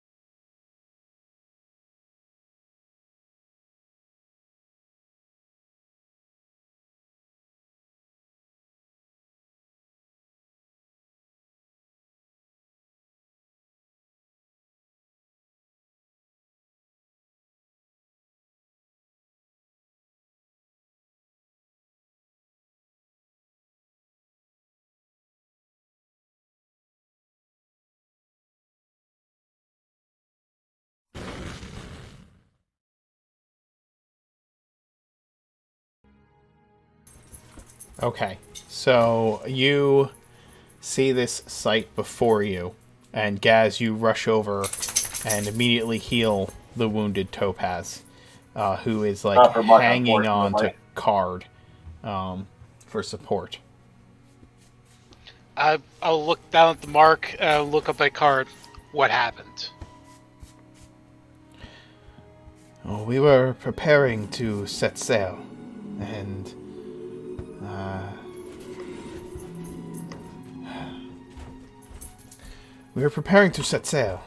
when my ships began to explode around us. Those who could jumped overboard into the sea to get away from the explosions. Some were injured, many were killed. When we regrouped and gathered upon the docks, aided by some of those other sailors and guardsmen who were in the crowd. As you know, the docks are very busy at all times. Of course. When we did, one of my men approached me and said that this was thrown aboard his skiff just before the explosions began. He had grabbed it and picked it up, and the next thing he knew, he was being flung into the water.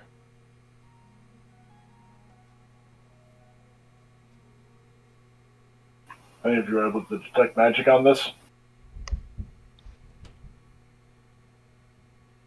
I don't have detect magic on me, but I do have, because I'm the Arcanist. It says that I can roll a DC 15 perception check to ascertain the presence of magic items within a room. Okay. So I just roll a perception check? Yeah. Okay. If anybody has Identify, also, they can cast it as a ritual on this as well. It's not magical. It is simply a token. Okay. It would be like your holy symbol, Gaz. There's no Agrenac, specific magical property to it, right? It's just you can channel through it. Agrenac, does this look familiar to you? Agrenac looks down at the thing and nods. It is the symbol of my god, of my goddess. It is what her shaman use to call forth her power.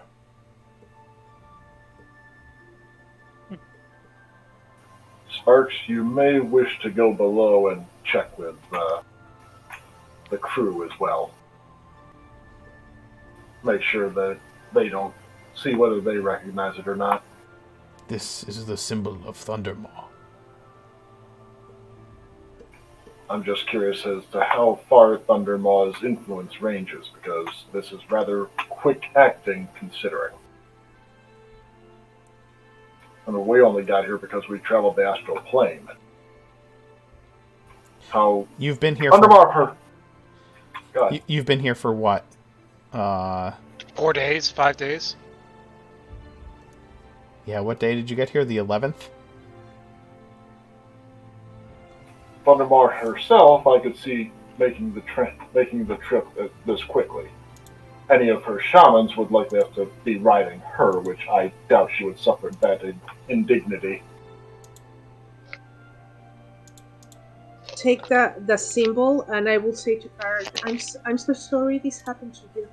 Please stay here, and we will take care of your men and of you. Out of character. As things go right, we'll give you your own navy. Yeah. That's what she's thinking.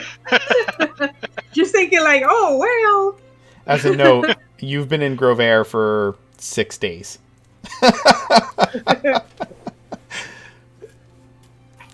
Our home is yours for as long as you need. Card says, well, Considering that my ships are nothing but fire and splinters, it may be longer than I wish to admit.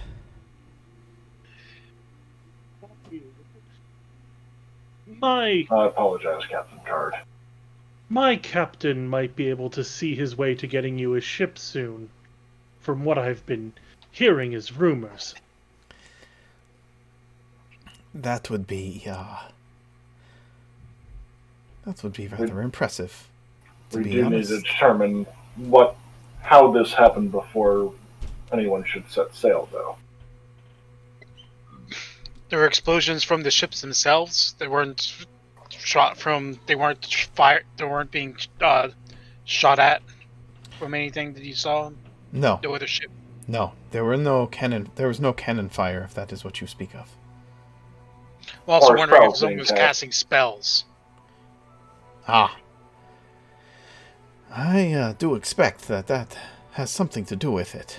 But with the crowd as busy as it was on the docks, figuring out who or where it came from was not my priority, as I was trying to find places that were not burning heaps of wood.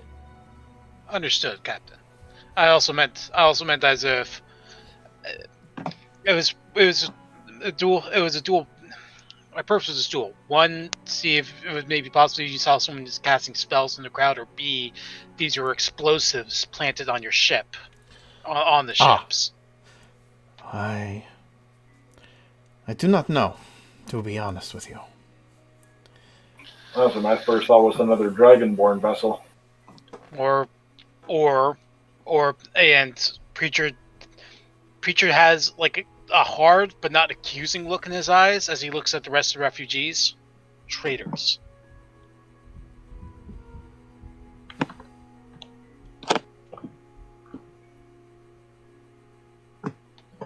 I don't think any of them would have had the opportunity to board Card ships. No, as in the remnants of Card's crew that are there. Oh, gotcha. Are you implying that someone within Card's crew is responsible? Is that what you're doing? As in, it may be possible that one of his crewmates planted explosives on the ships. Card. I'm not accusing His anyone, eyes but it go. it is without. And Preacher holds up his hand and the placating gesture is like, I'm not accusing anyone, but it is a possibility that we have to consider. I think it's best if we get your men to some quarters where they can heal up.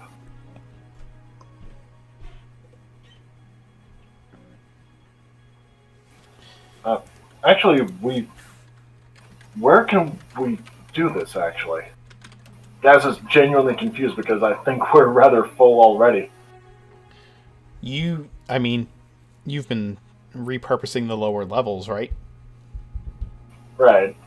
Well, thing is, we've also got the vault down there. Yeah, but you have like 5 levels of dungeon down below. Yeah. Okay, we can probably do it on the second level below then. Yeah. You're going to have to purpose what those levels are. I should put images of those levels in your Discord chat so that you can tell me what each level will be used for. I'm thinking the second lower level might be for troop barracks. Yeah, and you may not want to house any of the refugees down below because bad memories. Yeah. Yes. That's why we haven't really thought about it. Yeah. But Captain Carr's crew, we can probably put them where we encountered the cultists. That should be about enough space, and that was in pretty good repair to start with. The captain, Card gives Preacher a hard look, as I said, and as he holds up his hand and tries to be diplomatic about it,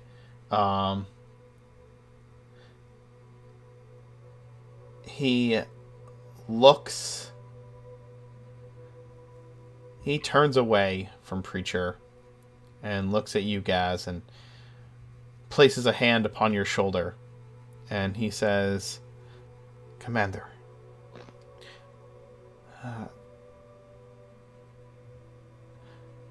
I do not know whether I should be grateful for you taking us in, or consider it a debt to be paid, considering I would not be in this trouble had I not transported you across the globe.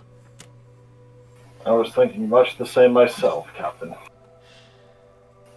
That's why I insist that you and your men you and your crew can stay here as long as needed. Well, you do owe us a debt. And he pats you on the shoulder one more time. Daz kind of does a mirthless chuckle sort of thing, like, yeah. His face turns down more seriously. Broker, you're going to say something? Yeah, I just wanted to help out with Topaz. Okay. Yeah. See if he's okay. Well, Gaz had healed him, and Topaz is leaning heavily now on his staff, but he doesn't seem to be injured. And when you come over, he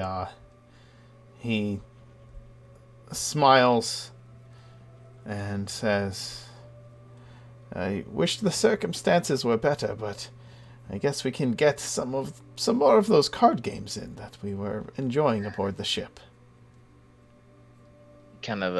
Broker kind of gives him a little bit of a smile and it says, "Are you okay?" Better than I was 20 minutes ago. I'll kind of walk him inside the Citadel, and all the while just kind of, from his point of view, trying to figure out what happened. I was in my rooms. And suddenly, I was in the water. There was smoke and fire. I did not see much of what happened. And then when you say that, Broker kind of like remembers in the back of his head that he's blind. Mm-hmm. And so it just kind of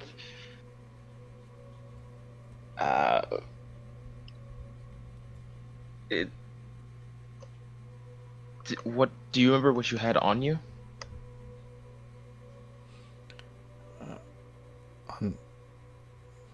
Just my usual things, boy.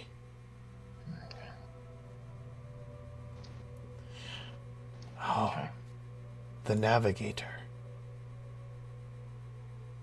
I must ask the captain if it was retrieved.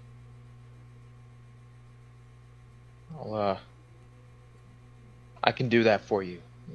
Why don't I get you somewhere to sit?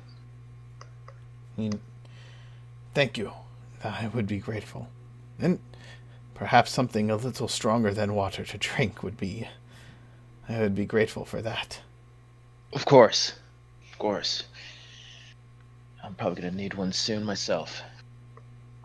I'll bring him inside and then I'll go see Captain Card. Okay. Afterwards.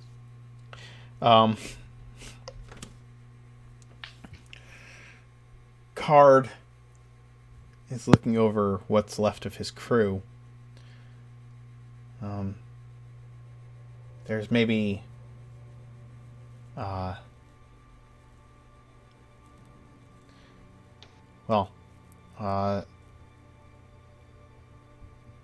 maybe a good quarter of them who are unaccounted for. He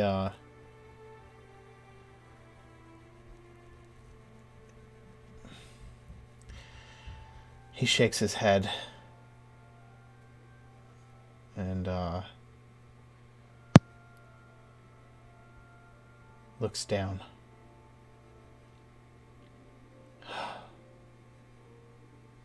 I'll walk up to him and say, sorry for your loss.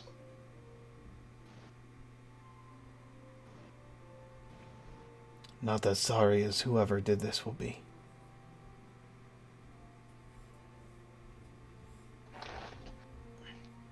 Yes.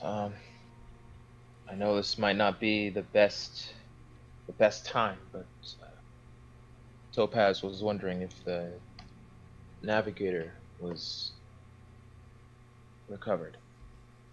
He shakes his head. It is heavy and kept in a chained metal box.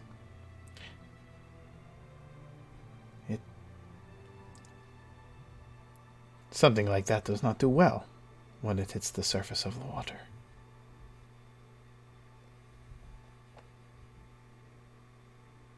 I see. Otherwise,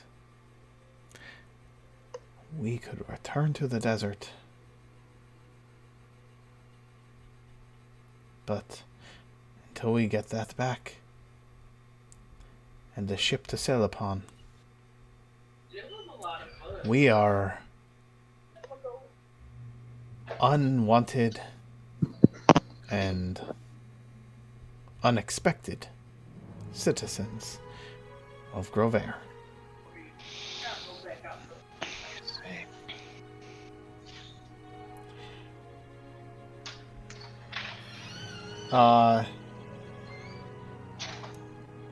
Captain Card looks up and looks around. If you don't mind, Lieutenant Commander, I have one more of your own I wish to speak to. Of course. And I'll go back to Topaz to give him the news. Yeah. And before you do, he stops you and pulls a flask out from inside of his vest. It's a little waterlogged, and he kind of shakes off the droplets that are on it and hands it to you. He'll be wanting this, I'm sure. Yeah. Yes, he will. And then I'll just put it on my side and walk over. Okay. Card will walk up to wherever Sparks is standing. He takes off his hat in a flourish and bow and puts it back on. Pardon me for not being as well dressed as I usually am, but it seems that our meeting will perhaps still take place. Well, I'm kind of happy because of that, but I am also very sad for your loss and everything. One of the things that I wanted to talk to you about in the meeting was to ask you to be careful, because I was expecting retaliation from the dragon. I was expecting as much as well, but I did not expect it while I was here on the other side of the world. I guess we are all in for surprises. Grover leaves no one untouched. Yes. So it seems. Somewhere, Preacher sneezes. Are you up for a little adventure, or do you prefer to sit here with your men? He looks around and surveys those of his men who are up and mobile. Perhaps you give me some time to get everyone settled. And he looks up at the sky. The light of day is waning as it is. And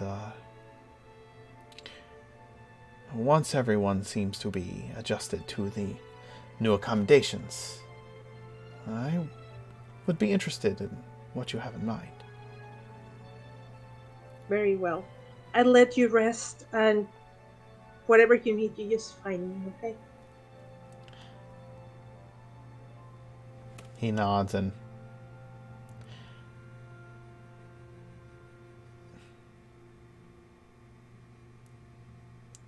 thank you, Captain. Bye. Thank you, Sparks. In the That meantime, Spark Oh. Sparks will turn around and grab the first person she sees and said quickly, "Put those cannons back together." And she will find Trix Disciple, grab him, well, bring him down with her to see the other Dragonborn. And whenever you want to play that, let me know. I will. Yeah. Captain Trix. You've been sitting in this cell. I have. For the last half a day or so. The sun is starting to go down, and a change of guard takes place. As the first guard, the guards who have been standing there look around, and he's like, he seems to be visibly irritated more and more over the last half hour, 45 minutes or so, just getting more and more grumbly and grumpy, and like continuously looking up the hallway towards where the stairs leading to the next deck of the ship is located, and like impatiently pacing. Oh, fuck this shit.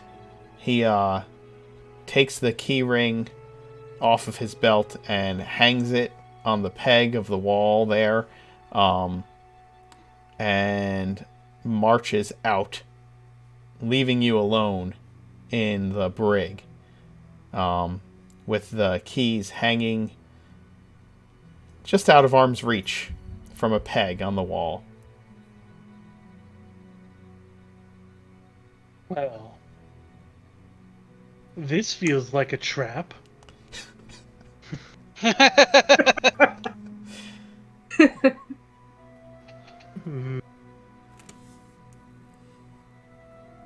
Oh, look what doesn't require any material components. Would you say they weigh less than 10 pounds, Mark? Oh, they certainly do weigh less than 10 pounds. Yes. Okay, well, a spectral hand floats them over to my real hand.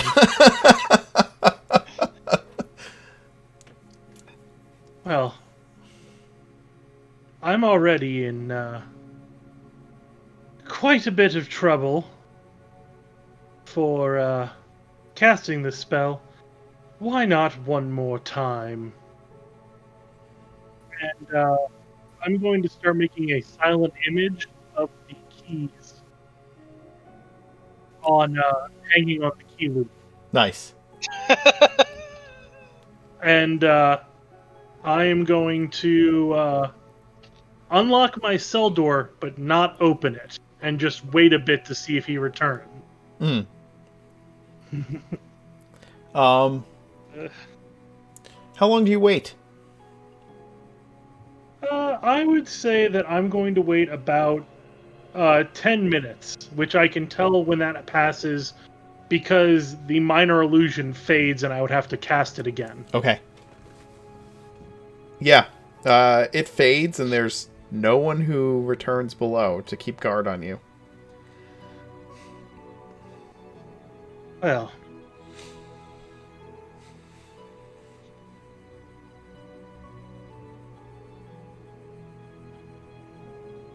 So, while I've been locked in there for the past day or so, I'm sure the guards have not been completely studious, and I slipped my familiar past them before. Yes.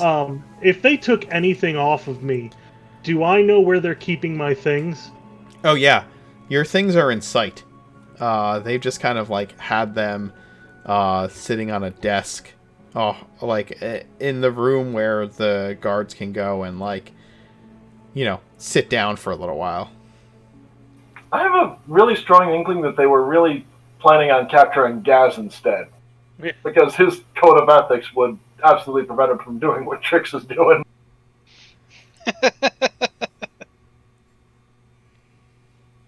I am going to leave my cell, walk over, pick up the small bag that is part of my possessions. It's a small pouch that I keep on my belt usually. Right. I then root around inside of it, pull out an eyelash encased in gum arabic, and disappear while I collect the rest of my things. Absolutely. Being now invisible, you gather up what's yours, and you have this brig area open to you, and the keys in your hand.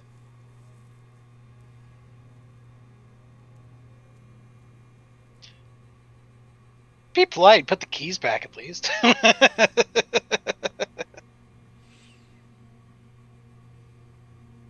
No, they're going to have to get they're going to have to get a locksmith. What else is down here besides my equipment? You're in. There's like a. You're on the lowest level of the ship. Okay. You're in the very back of it, which is where there's maybe 4 cells similar to yours, and then this little guard room and stairs that lead up to the next level, and past the stairs is a door that leads to the rest of the lowest level of this ship. Okay. I'm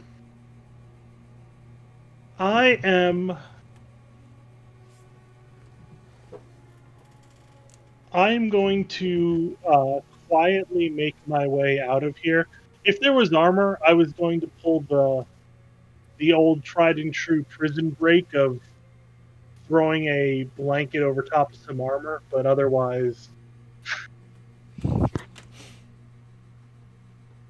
I am going to just continue on my way out. Okay. You just need to get above decks, right? Up or forward? I am going to head up a little bit. I just need to get to the level where the cannons are. Okay. You're invisible, right? So Yeah. you slip up to the through several levels of the ship. Finding yourself amongst various rooms, like provisions or transport, or goods being transported. You know, you enter rooms with barrels and casks and boxes and things like that, crates, and then through like crew quarters and such, sticking to the stairs. Give me a stealth roll with advantage just so I can make sure that nothing goes afoul. Sure. The 22 instead of the 21. Yeah, you eventually find yourself on the cannon deck, or at least the first cannon deck of this ship.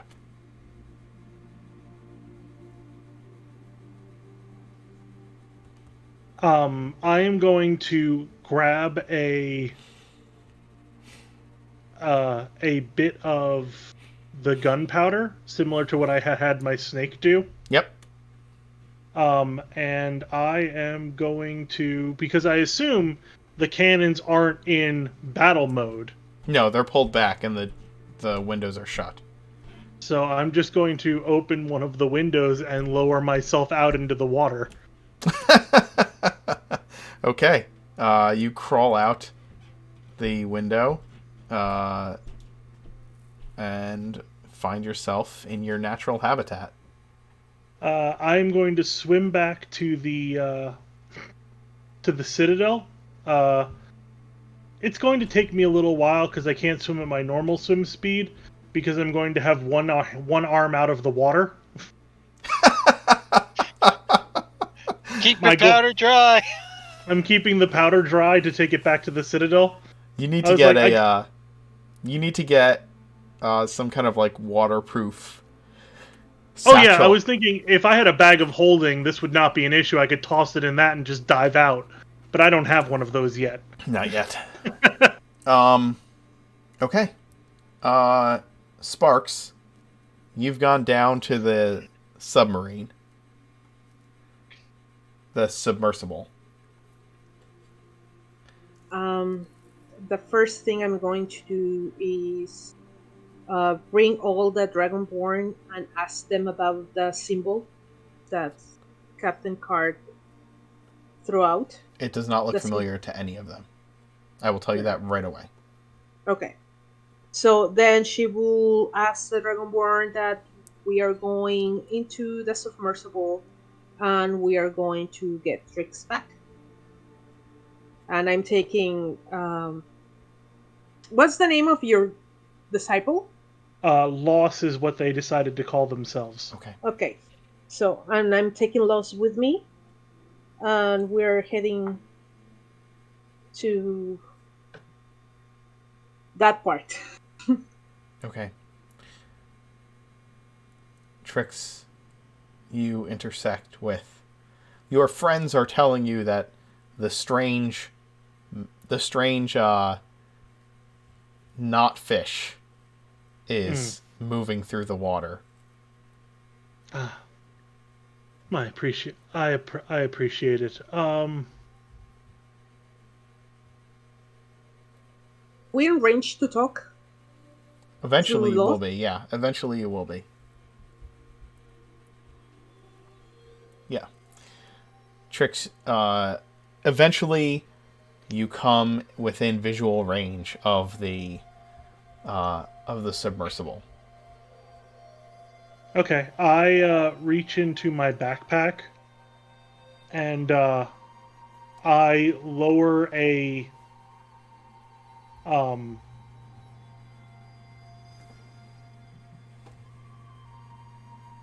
well, I can't do this one-handed. So yeah, I can't light a candle one-handed.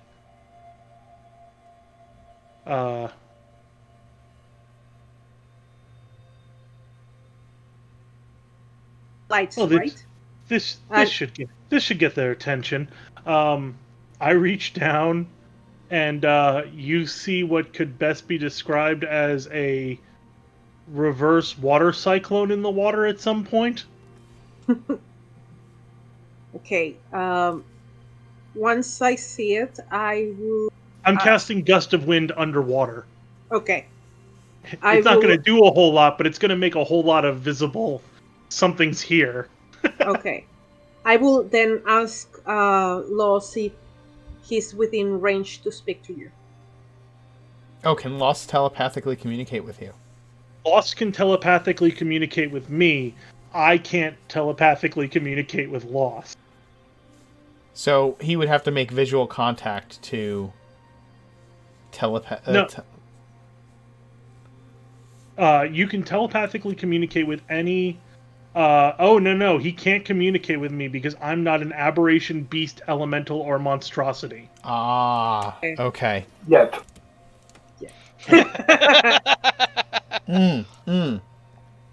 But unless you want to say that the warlocks can.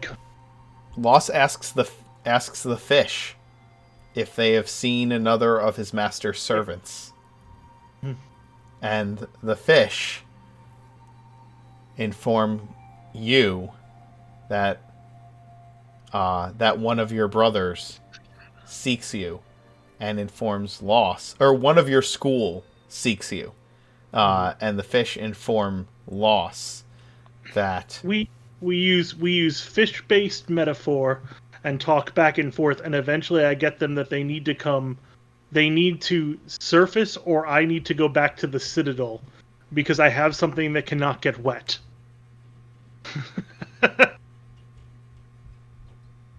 According to the city, if we get out of the water, are we going to be visible? you are probably somewhere between 57 and 58 on the map.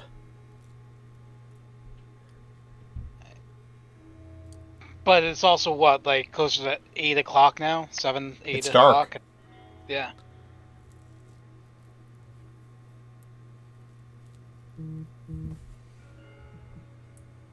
Are you going to risk surfacing? No, not because I know that how everything is going on. I know that probably the ships are there's a lot of ship movement because of Lady Penton's and Weston And, the explosions on the docks. and the explosion of the docks. So I don't think it's going to be a good idea. Um, is there a way in which we can not totally submerge, but that he can kind of stand on I don't know, the mastile or something of the submersible, and he basically he can use us as a way of Surfing. skiing, surfing. Sure. I like grabbing a shark fin. Trix, give me an athletics check while you try to maintain hold of the submersible as it drags you through the water. Not bad. It's good enough. Good enough. Yeah. So you eventually get the idea that they are going to pull you back to the Citadel at a much more rapid speed than you would move on your own, holding your arm out of the water. And you are dragged back to the Citadel. I found an artist representation of it. I linked it in Twitch chat. Oh, God.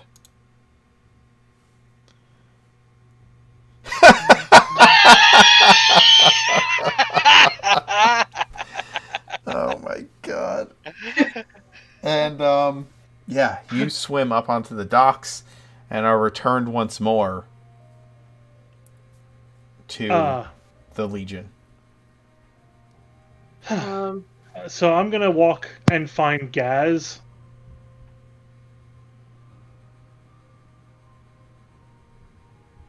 That's my next. Yeah. Because I know you have to park the submersible. Yeah, down they have in to the they have cove to with park your- the submersible.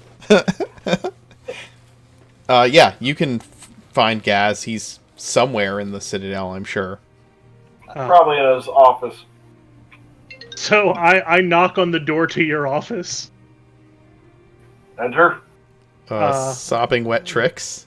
Yeah, trudging into your office and dripping wet. I just say, I remand myself to the custody of the Legion, and I bring a present for Sparks. Glad to have you back, Captain. You're officially remanded to your quarters until the council meets.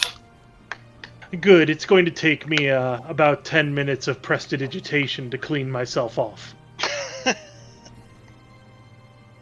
Hell of a change from the desert, though. Yes, the sand, I can get it off my clothes, but off of me is a different story. There's that whole inner layer. But yes, I hope Sparks got my last present, but I didn't know if perhaps it would be easier to analyze while it was dry, but I brought some gunpowder. Gunpowder? Yes, I stole it off the ship before I left. Well, They left me unguarded. out of character, I think I was referring more in universe. I don't think we know it's called gunpowder, or it might not be called such. Whatever. I'll call it cannon powder then, because it does look. Yeah. The powder used to make the cannons fire. That should considerably weaken Weston. Good work. He has plenty of it, but perhaps we can produce our own. And that would considerably weaken Weston, I mean. I hope you didn't give him the cannons back. We're in the process of securing them again. Because, well, I'm not sure how much was mentioned to you, but Captain Card came under attack. And I'll show the token that Captain Card showed us. It's not something you necessarily recognize, Trix. No. What I heard mostly was how the elven blood in me makes me inferior to a human was a lot of what I was learning. You were also told that the two half-orcs on board, every time you would do anything that they could blame, anytime anything they can blame on you would happen, you were informed that the two half-orcs on board would take the punishment for your insolence. And actually, that symbol, I think all of you would recognize it as having fought with the orcs long enough to know that their shamans carried that holy symbol. You obviously wouldn't have known what it represented until after you encountered Thundermaw herself. Yes. Though, incidentally, I don't think Trix was ever told that it was the half-orcs, just that, the beatings will continue. No. Weston Okay, specifically sent someone down to let him know that those two half-orcs would be taking the punishment for any of his indiscretion. And Trix's response was basically, good, let your crew continue to hate you more for doing that. Yeah, but like I said, I think in character he was never told that it was like two half-orcs, just that, the beatings will continue. No, I was being reprimanded at the time that I hadn't been placed into custody when they beat the half-orcs. So. Yeah, he saw that happening. Yes, I just didn't care like Gaz would. Gotcha. I said, oh, so what you're going to do is beat them and then send them off to talk to other people about how you're beating them for no reason. Incidentally, we are going... Shit. I'm going to try and reach out to Lady Carmichael or Lord Dolan, more than likely, because I do want to try and secure the escape of Click and Clack, because I doubt that they'll... I've got a feeling they might even be executed for the fact that Trix escaped. You might want to... You might want to try and have them escape sooner than later. I offer the services of my junior captain. When he brings them back, he'll heal them, and I will apologize for any beatings that they got on my behalf. Do it. And that could be the junior officer's first mission then. To go rescue Click and Clack? Yep. Okay. I'll set that up. Because my character has lay on hands, so he'll be like, okay, you can heal them. You have to just do something that you're not going to like, which is touching the poor. which is why Trix volunteered him to do it. Wonderful. I think I'm getting poverty all over me. Yes. Is poverty contagious?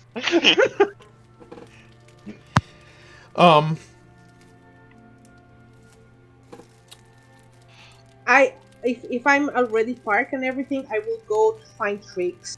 Probably he's still talking to Gaz, and while I'm talking to Gaz, I've already prestidigitated my boots because that's just uncomfortable.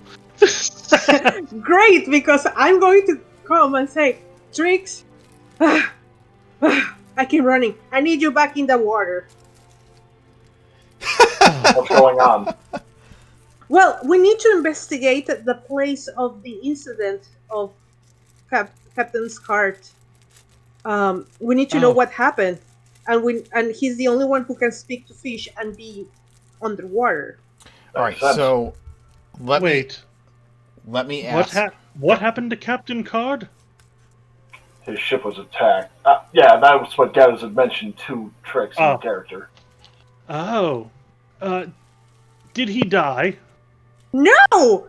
He and most of his crew survived, but a quarter of them seem to be missing.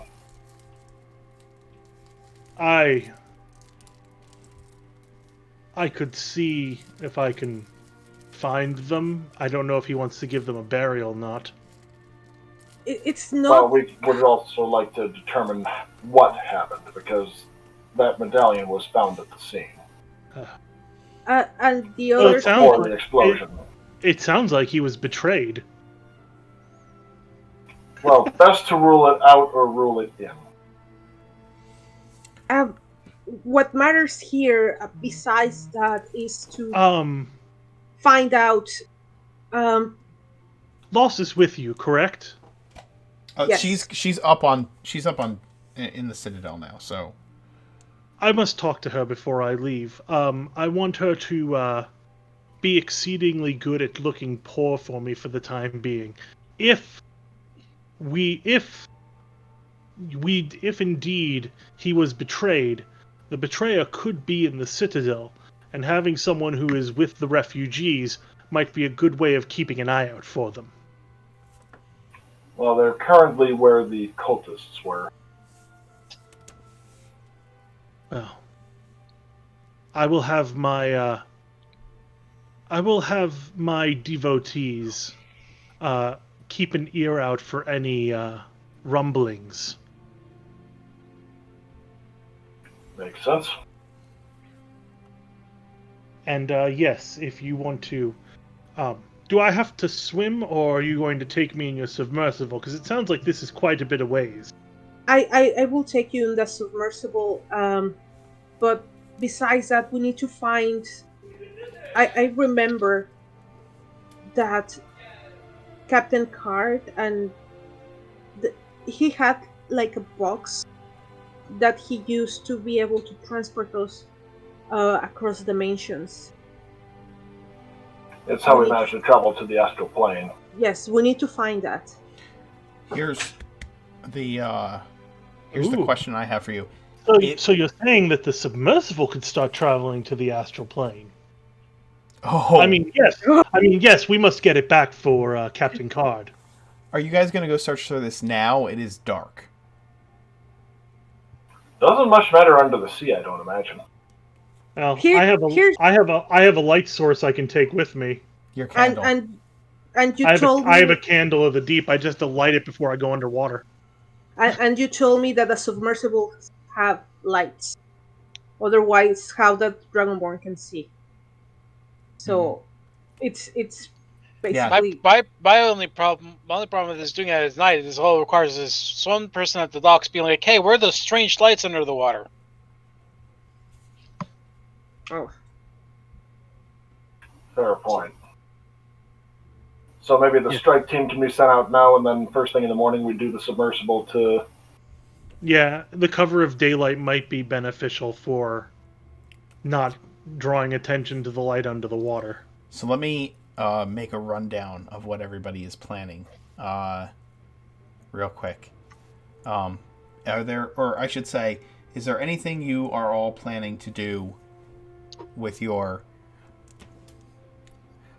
Is there anything else the captains wish to do this evening? I do. Broker? I'm good. Oh, not meaning to contact this evening? Oh, that's right. I was gonna try and meet with the contact. Okay. Do you happen to have the information about your contact that I asked for in chat? Yes. Give me 1 second to pull it up. Okay. Gaz, Sparks, Trix, or Preacher, do you have anything else your characters would be doing this evening? Preacher is going to. It's going to be like later on in the evening, like right as people are starting to get to bed. Preacher will be knocking on Sparks' door. Okay. If she's still there. If she's Or still this might there. be before the meeting. We can say it's before the meeting. sure. She probably. Okay, here's the thing. She will have told you where she's sleeping. She's not sleeping there. Oh yeah, crap. Gaz does need to have that little chat with Agranak too. Yes. Okay. The only reason I ask is because I would like to save the excursion of the junior officers for a different Yeah, that's fine. Oh, time. that's okay because the next day we have to check Mirwin's thing. We have to open it up Okay. and see what's like. We have a list to do. Like I know. that's fine. I'm just trying to find out if we can move on to the next day, or if there's things that you have to do that you wanted to do before that happens. I believe there are, but with the strike team, like we don't have to play that out. They can just kind of go in on their own. The strike sort of team, thing. I'm not worrying about. We will handle Okay. that. Yeah. Right. But no, Sparks does get a knock on her door. I think she said she's not staying there, didn't she? I'm She not. was elsewhere. I'm elsewhere. You will find my raven in there, And and it will say "caca." can you tell your I'll be like, can you go to your master and tell her I'd like to speak with her?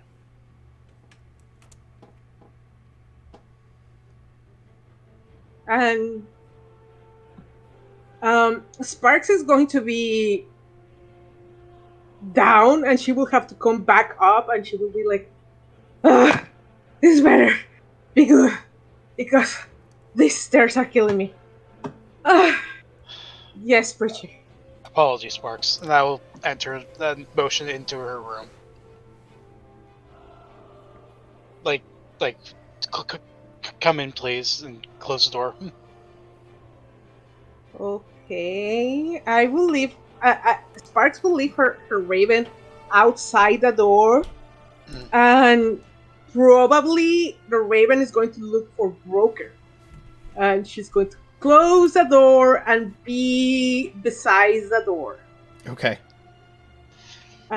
Preacher just kind of very slowly. Is there a chair? Sure. Yes. In your room? Brings it over, just drags it over. And he stops about like a respectable distance away from her. And sits, points back towards her and sits down, like leaning his chest against the back of the chair. So,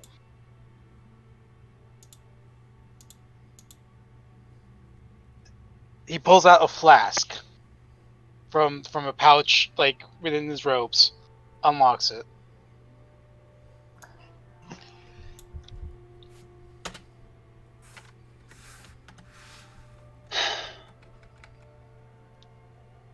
If we're going to have this talk, I like to do it face to face. We are talking.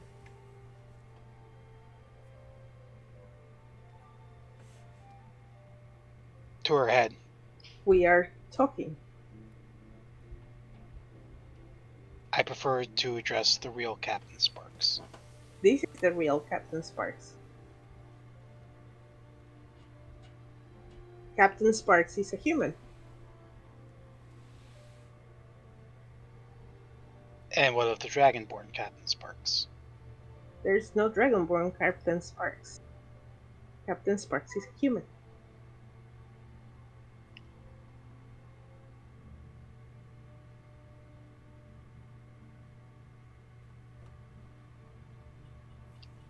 By this time, my raven is probably like screaming, "Broker! Broker!" Yeah, I'm sure, Broker, you hear this. Yeah. Yep. I'll knock on. I'll probably be there and I'll knock on the door. I will open it and. Hi, Broker! Good to see you. Oh, well. Welcome in! Close the door. Okay. I'll close the door behind me. I will continue being on the door, like next to the door. I Is there know. some- As he hasn't broken eye contact with looking at Sparks this whole time. He insists to talk to the real Captain Sparks, and I'm trying to express that this is the real Captain Sparks.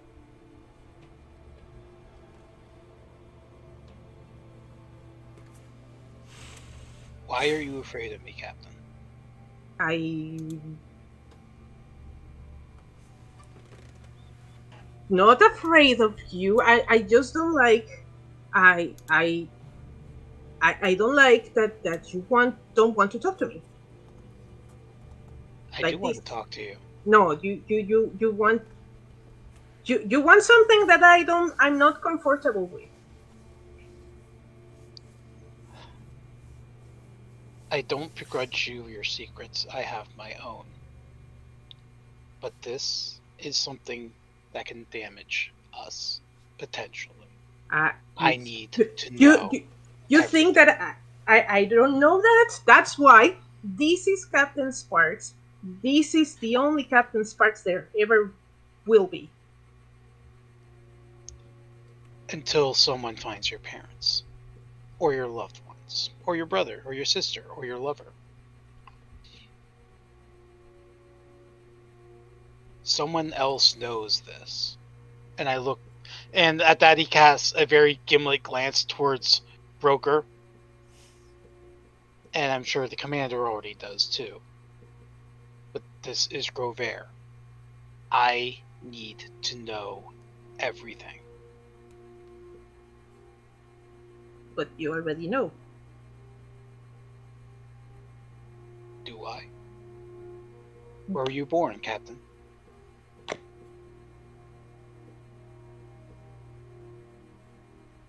It's a difficult question. Not in Nordin. And by the way, my parents were part of the Legion, so they can take care of themselves. And they grew up in Grover, so they know. Both of your parents were... He kind of lets that trail off. My parents are halflings.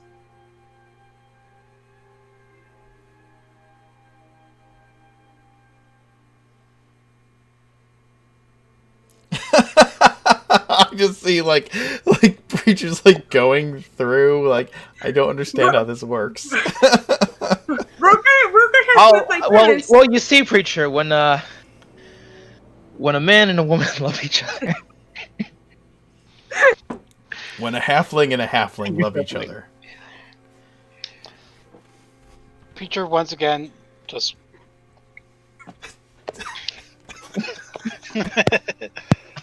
It's a holing, not a foling. Uh, Oh, holding. Okay.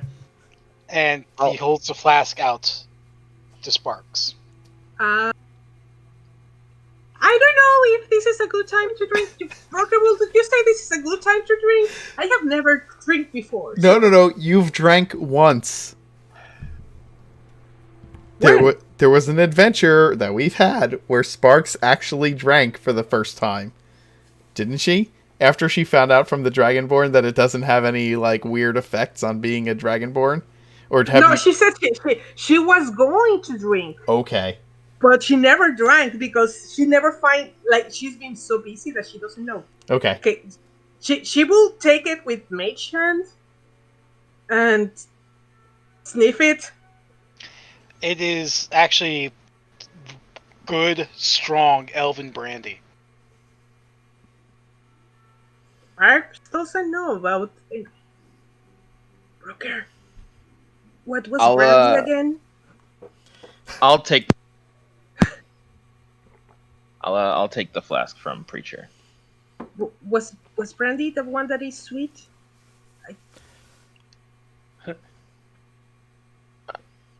You're asking the wrong person. Yes. Okay. I don't know. Yeah, brandy. Bourbon would be sweet. Brandy.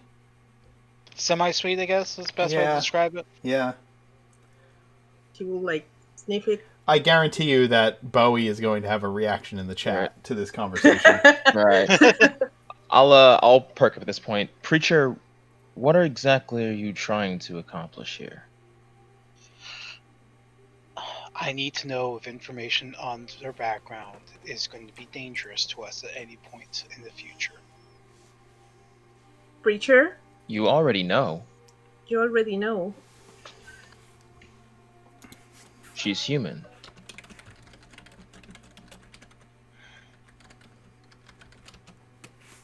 And if I were to suddenly do this, as he stands up and slowly, as in... She will leave. Immediately you come near her personal space, she will bolt and leave. But he will stop just before she gets to that point. And as in I've made my point. And he sits back down in his chair. Preacher, Has she given a reason not to be trusted? No, not until now. I'm still willing to trust her. I fully believe that she intends to do what is best for the Legion. I have no problem trusting her in that regards. But this is Grover. I know this. You know this. I'm sure the commander knows this. Need I remind you of what happens in Grover with more than 3 people know his secret? More than you know. But And as such, secrets can be used against the people that secrets can be used against people. I need to know if this is going to be used against us, and if so, how. it won't be. I'll look over at Broker, dead, like literally dead eye, like full on glaring it right into his eyes. You can say that without an ounce of doubt in your heart. Hang on a second.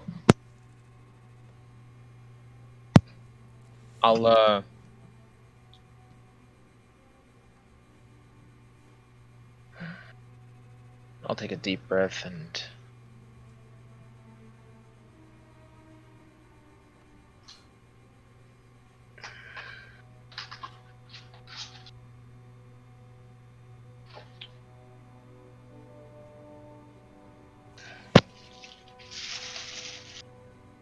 I will be honest with you. I don't know. And that is why we need to have this conversation. However, I believe for the time being, this secret can be kept for a little while longer. Preacher, you are that- saying. Sorry. And that I can be assured of. Preacher, you are saying that the more people know, the more likely everything will leak out. But isn't that contradicting yourself that you want to know? I already know. But you don't know everything. Precisely. But so you want me to give more information to someone who doesn't know everything, while this person is saying that the more people know, the more dangerous it is? I can trust myself not to let go of any information. Can you I trust or- the people. do you trust me not to say anything? I'm not comfortable with your line of inquiry. I'm not comfortable with you trying to get something out of me because you are appointing yourself the person who needs to know and keep my secret. Because your secret could harm us. It could harm me, could harm you. I And think if that so, the I need greatest to know. secret, the greatest secret that can harm the Legion right now is that we have a submersible with 20 Dragon Balls. I was able to, with 10,000 Groverians for 10 years, keep these under wraps. That was the old Grover. As he kind of just looks out and gestures a hand out the window, things have changed. The city is now far more dangerous than at any point in its history that you and I have been alive for. People are constantly gauging everyone else. You have to understand very, very clearly that all eyes are on us. That's why I stealth. That's why I don't talk. That's why I keep everyone from knowing me or getting close to me or even touching me. And I'm telling you right now, that will not be enough. So do you want me to resign? Because that's the only reason I can see this going. Absolutely not. Then Too what valuable. else do you want me to do? I have done everything to keep this secret under wraps for years. And if you're saying that it's not enough and it's going to harm the Legion, then I pack my things and leave.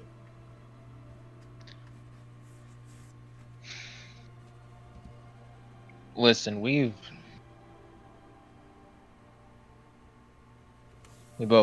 all need to calm down here. Right now, I feel like we're all getting a little frustrated. Preacher, I know this is something. Broker, Yeah, I know. Don't think I don't. But for the time being, let's wait till tomorrow.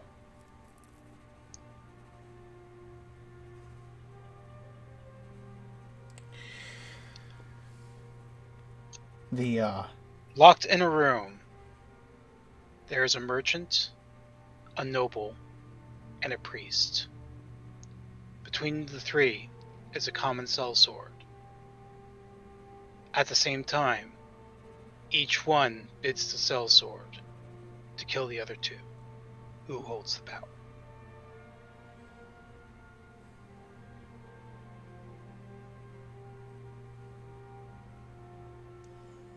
I don't know. The one who knows. Power resides in the one who knows what that sellsword desires and is able to convince him that he is the only one that can give it. Knowledge is life in this city. And with that, Preacher stands up. Good night, captains, and leaves. As soon as he leaves, I turn over to Sparks, and he's right, you know. Sooner or later, you're gonna have to tell someone.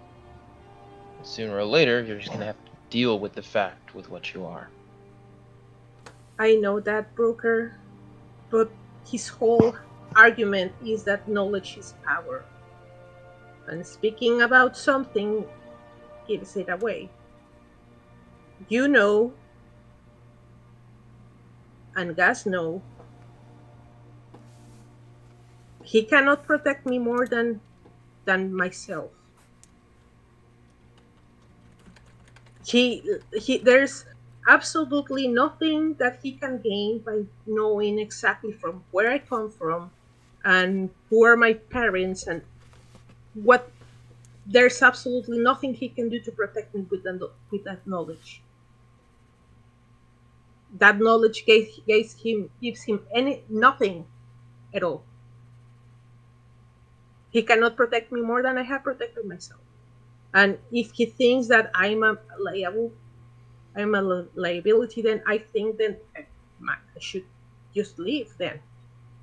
The problem is that I cannot leave because there's 20 Dragonborn down there that I'm trying to teach them about our culture in the hopes that when we release them in a year, they might be able to return and try to stop an incoming invasion. No one is going to try to do that besides me. You are too busy trying to keep us all together and informed. Preacher doesn't care. Trix doesn't care. Gas will care, but he doesn't speak Draconic. And he's already with enough on his plate. You act as though nobody cares. And I disagree. I think Preacher cares about you, he cares about me, he cares about the Legion. I think as well as Trix. Me, you, same thing. We all care. And you correct me if I'm wrong, but you saying this as if this secret or whatever you think this is needs protecting. And I think that's wrong too. There's a dragon that is coming here. Yeah. that's going to try to kill us. If there Okay. was no dragon or dragonborn, you might break, and I stress the might. There's my mother used to worship Thormadin before she adopted me. She stopped worshipping Thormadin because the priest of Thormadin was a dwarf who didn't like anything that has to do with dragons or the Draconic Empire, because apparently thousands of years there was a war between them. I don't know. But there's still races that believe that. There's still humans that believe that any other who's not a human should be put to death. And right now we are going to face a dragon, and anything that will look like a dragon will probably be sorted into that evil category. Okay. Now, who here among the Legion cares what you look like?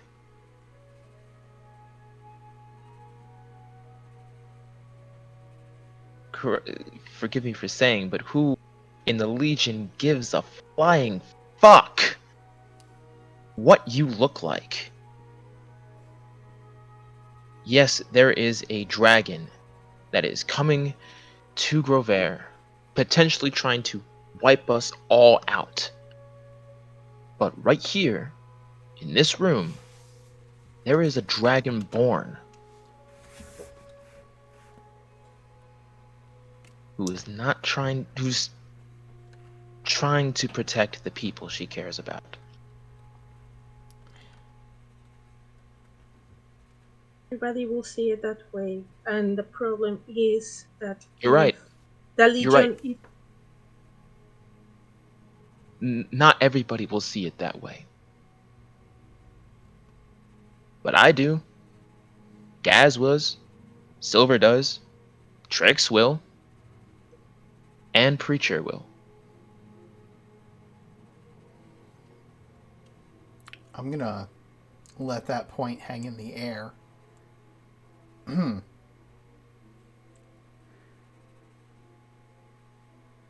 Preacher, as you walk away, He's not walking away. where is he? He's a good distance away from the door, but he's leaning against the wall with his arms crossed. Okay. Because he knows that Broker will come out eventually. Okay.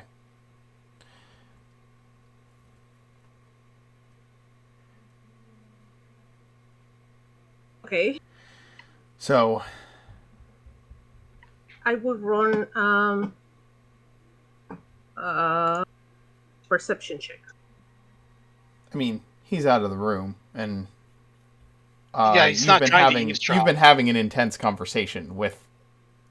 Yeah, but like, do I know enough about Preacher to know that he might try to do something like that? I mean, he's just all that he's doing is he walked a little ways away from your room and is leaning against the wall, waiting for Broker to leave your room so he could talk to him. That's what he's doing. He's not trying to listen into your conversation. Yeah, he's just talk waiting. talk to Broker, or he wants to talk to Broker. He wants to talk to Okay. Broker after Broker leaves your room.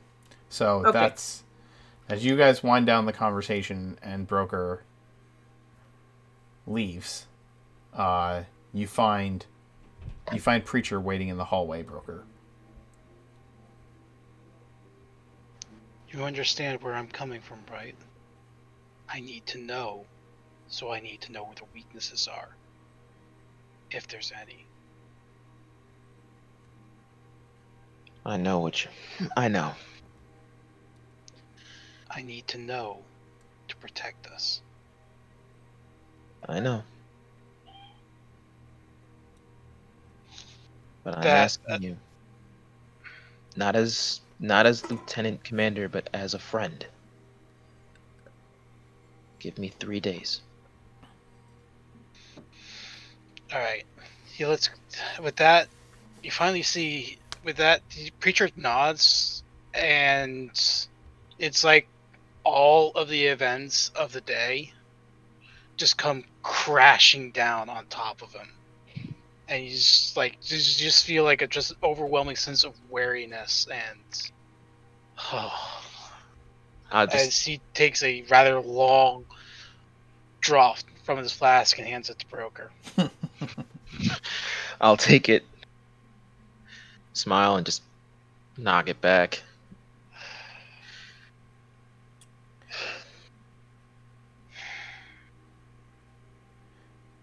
You know you're better at this than I am, right? You're the one with the most important job. Yeah, You're but the if one I that's had... going to have to tell me what men desire. I'd like to move on to the Yeah. next day, but I Yeah. think that Trix was wondering if he would be noticed that he was back. And I would probably assume that Preacher would notice that you've returned. I just think it's funny that he's like, I need to know so I can protect the Legion, and then he's like, why is there a light on in that room? like, Understood. And, okay, so at this point, yeah, Trix is back. It just figures. so I guess both of us knock on Trix's door. Yeah. I don't lock my door. Half of the captains can open it. Except Sparks. She just jams the lock every time.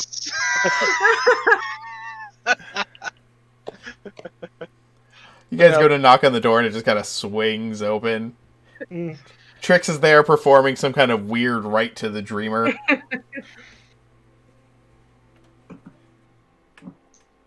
How'd it go? How much yeah. Loud or quiet?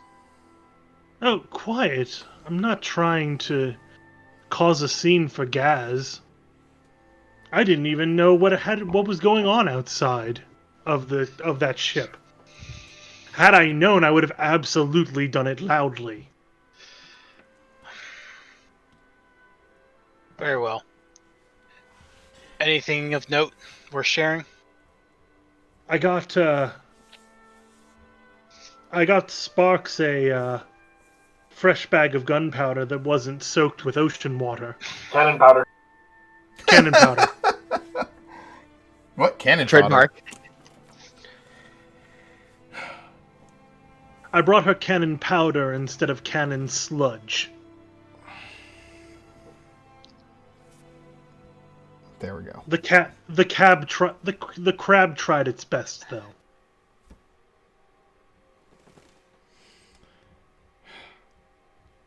So, random question. You guys up for a game? No. I need some time alone. I figured. And with that, I haven't. like you guys all are fairly perceptive. It's like there's a slight tremor in the hand that's holding Preacher's flask. Yeah, Preacher looks like he's had a day. Yeah. Yes, he does. Days like today are particularly hard. Yeah, I know. I volunteered my junior captain to Gaz. He may ask for yours as well. To go rescue those 2 half-orcs that took the beating on our behalf. Good call.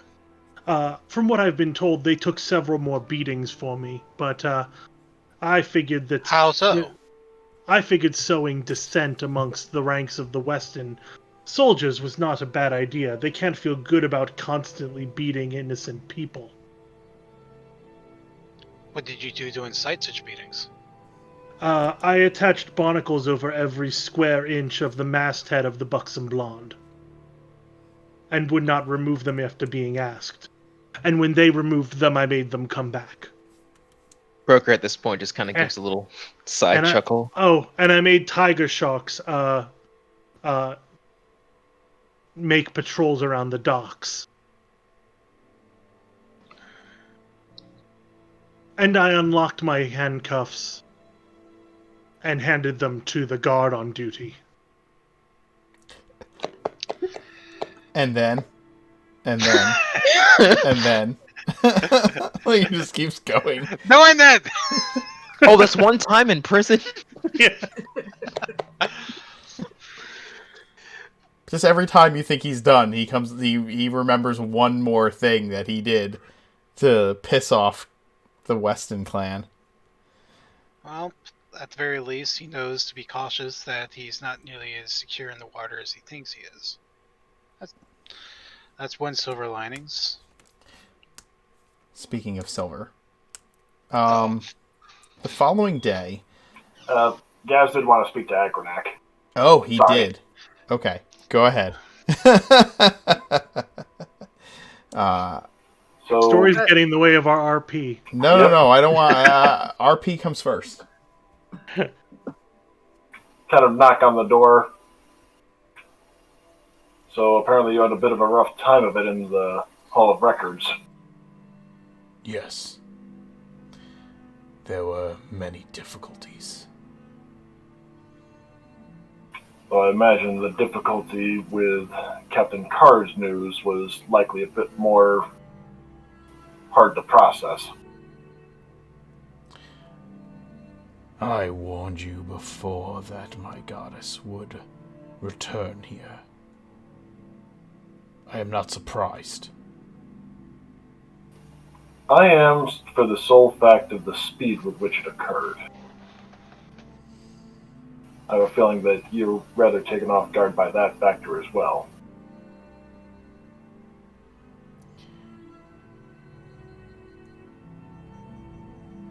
I figured we'd have at least a good month.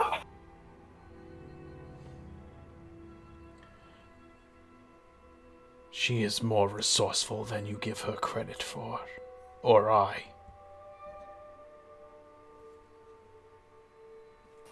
True, but this is more, I wanted to gauge your feelings on it. Because I know that we talked about it hypothetically, but now that that is staring us in the face.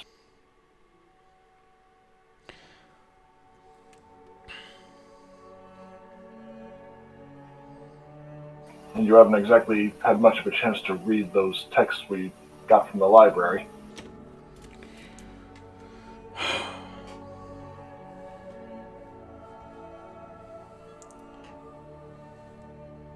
You ask me what I will do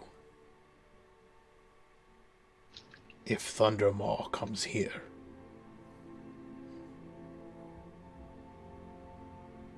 In short, yes. I do trust you. But I also trust that should you have such a conflict and feel you can't guard me, and that your loyalties lie elsewhere, you would also trust me enough to tell me.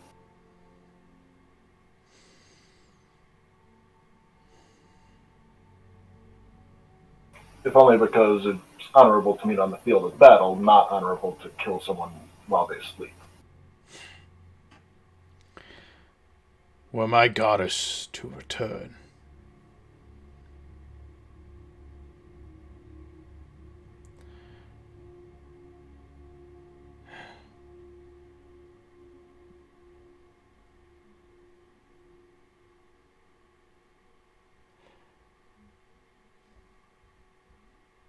I am not sure about your Sarenrae or what she offers, and I am unsure of this redemption you speak of.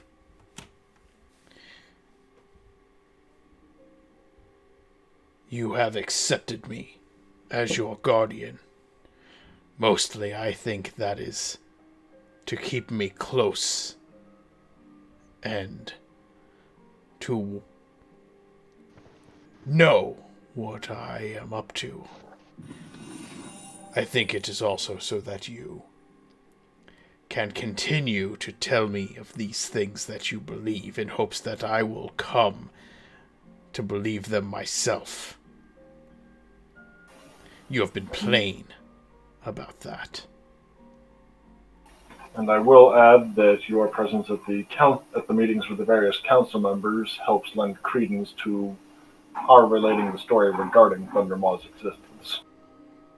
I've also been rather upfront regarding that. Yes, you have.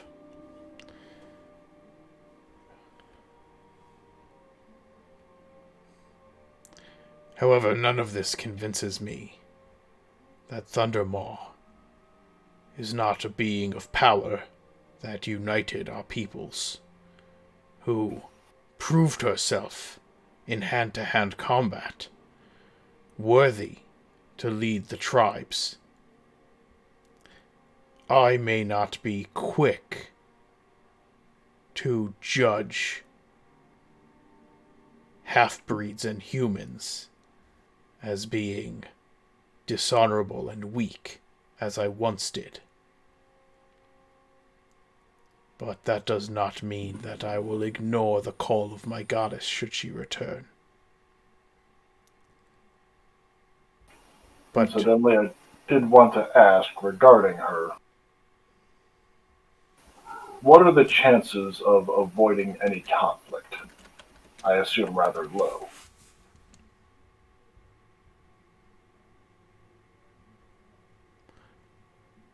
you know of her existence and are spreading the truth of it. My expectation is that she will want to snuff you out.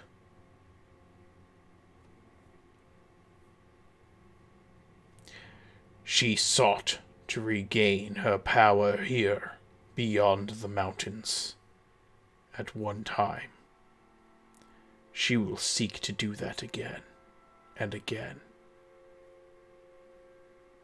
I'll admit I don't know much regarding the Draconic Empire of old. I'm hoping that we can find some information out about it so that, simply put, I'm hoping to dissuade her from her goals of conquest, peacefully if possible. I think you will find that an impossible task. Others might say the same of befriending an orc chieftain.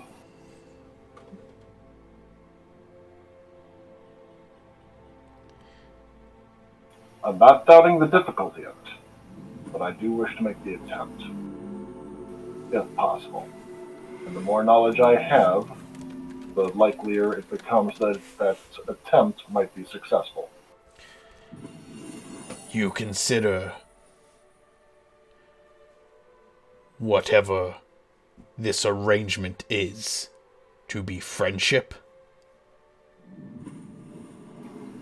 I would like to call you a friend, yes. We've had each other's backs in battle. You've gone and protected my allies simply because I requested it. And if you've needed anything, feel free to ask.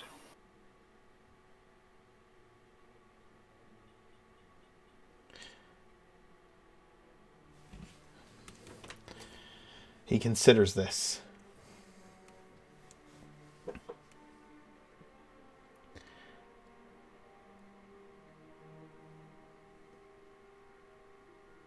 He says the orcish term for this, not what I'm about to say. Yeah. But he says,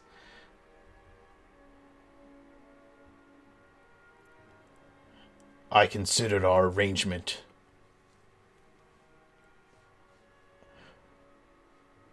as a warded prisoner, kept in your service out of obligation and honor. Much like the Dragonborn below. Perhaps something similar. Well, if I want to dispel with that notion completely. I would ask that I be allowed to return to my people, but I fear that your pathetic human half would get you killed without my presence. Therefore I will stay and continue to guard your back. Admittedly, my concern with that would be how they would treat you upon your return. But go ahead.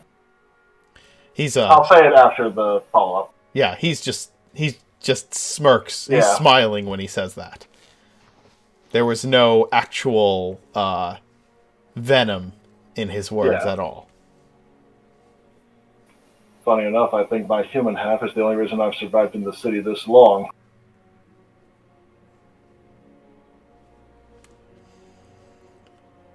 Huh. I dislike this place. There are good people in it.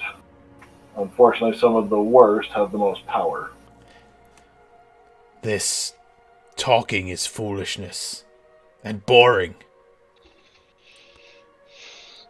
Well, would you prefer to talk, or would you prefer more encounters like in the Hall of Records?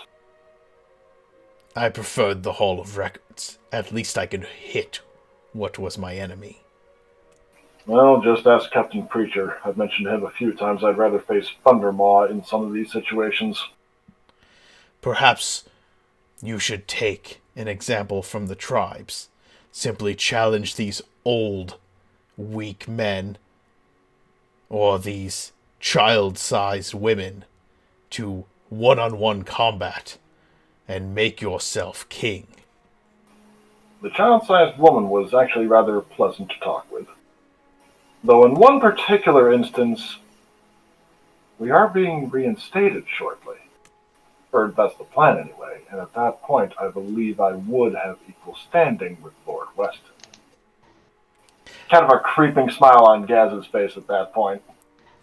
And then you can challenge him to a duel, and kill him and take his place as the head of his clan and tribe, yes? I don't believe that is how it works here, but I could challenge him and showcase that his positions are rather severely misguided. If he believes might makes right, well, just broad grin at that point. So your newfound power will lead to more talking.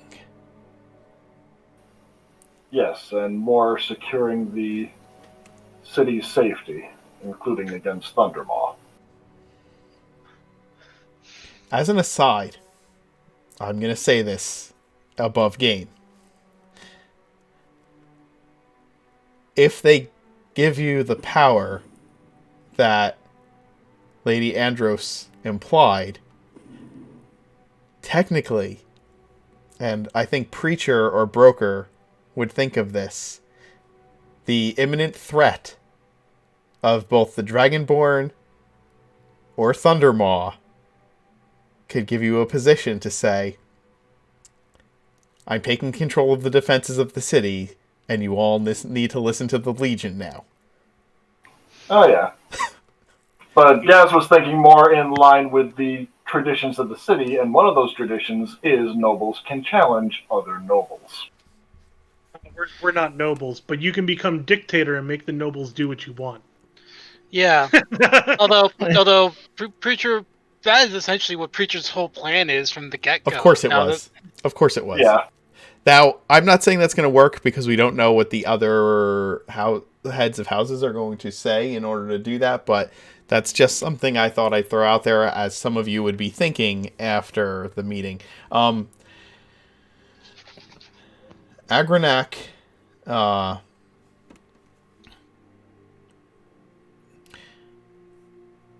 You're talking about all the talking. Tell him about all the combat that's going to happen between the talking. That's how you get him interested. Agranak says to you,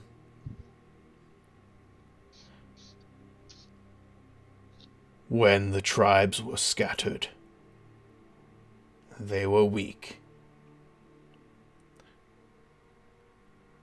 But Thundermaw made us a single tribe, and we took this place. But The peoples of this place did the same thing, though without one leader. And they pushed us back. These squabbling tribes that you call houses, if they are not united, they will die. If Thundermaw comes, you will all die. Reminds me of a lesson my mother taught me when I was still young. She held up a bundle of sticks, or she held up a stick and snapped it between her thumb and two fingers, and told me that that's what you get when you try standing alone against an overwhelming force. Then she took up 10 sticks in both hands and was unable to break them. Rather basic lesson, sure, but rather an important one.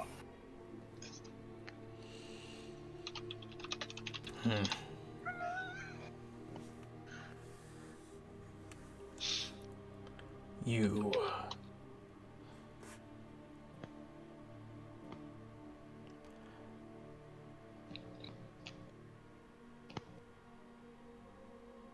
I still say you just get them all in a room and challenge them one by one.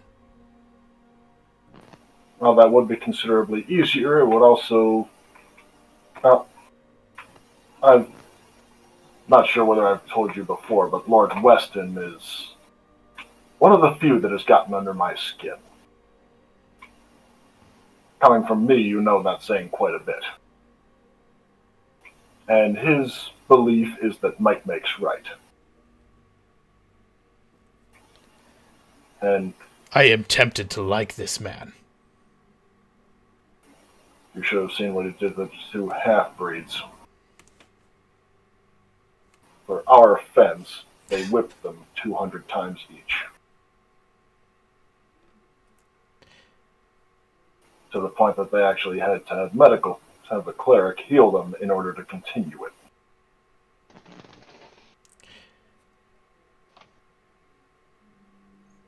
Agranak shrugs.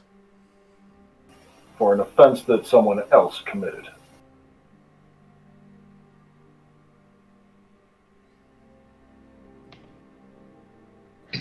Because he knew he couldn't punish us.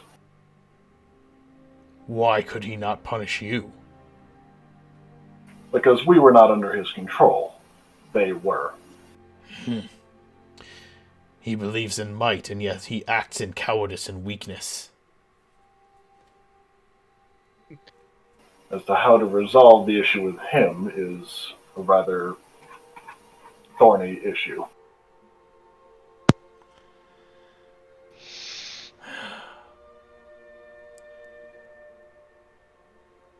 But I think I'll let you rest for the rest of the night. Please. Unless you want to go and help rescue those two. We're saying a strike team to get them out because with Captain Trix escaping his custody, apparently Captain Trix was any offense he committed, the punishment would be laden on them instead. So with his escape, I'm not sure what punishment might await them.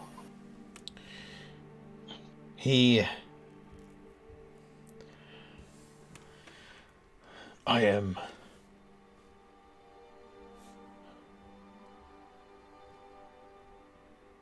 beyond the point of continuing the fight, at least for this day.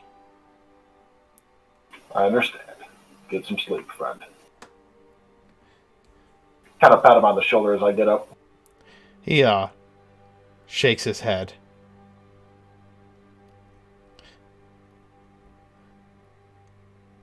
This place makes no sense. Perhaps. Well, you are a stranger. As am I. Bah. He, just kind of like, bah, and turns away to go and rest. And one other thing, though, my Captain Sparks wanted to make sure that you would be tight-lipped regarding what you saw in the Hall of Records. He turns to you.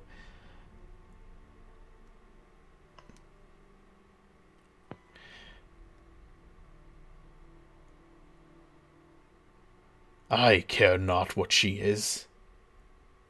Unfortunately, others might, and that's her concern. She seems to have the blood of the people of my goddess running through her veins. She is likely far more powerful than I ever gave her credit for. I can respect that, first of all.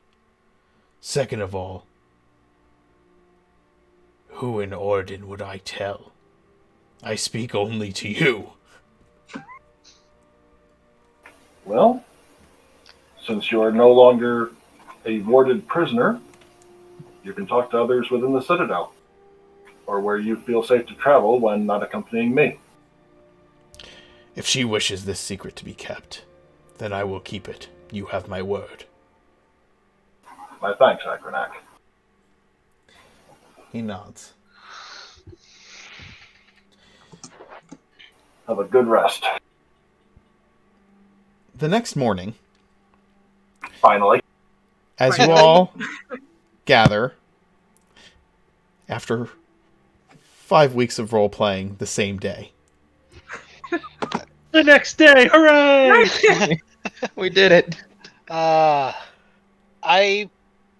As everyone gets in, Preacher goes, before we do anything else today, I feel there's one thing that we must do more that's far more pressing than anything else.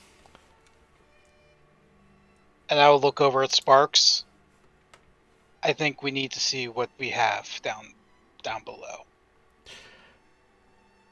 Yeah, Silver says. That's probably a good idea. No Yeah, complaints. Agreed. Let's do it. I got a sending from my brother? Oh my god. Silver? Look. My brother has been traveling with some people. He gives me updates every now and then. He can cast sending. And,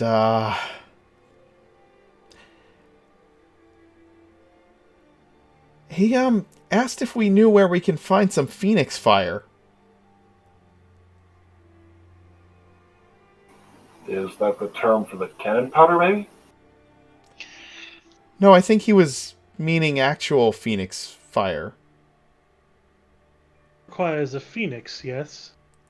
Will I know, being my father an alchemist and me dabbling a little bit of it, if it's something that can be acquired? Like, alchemically? Yeah. Give me a alchemist roll. Or an alchemist tools roll. Intelligence plus proficiency. I flexed my +1, my +0 Arcana there with. That requires a phoenix, right? Yeah.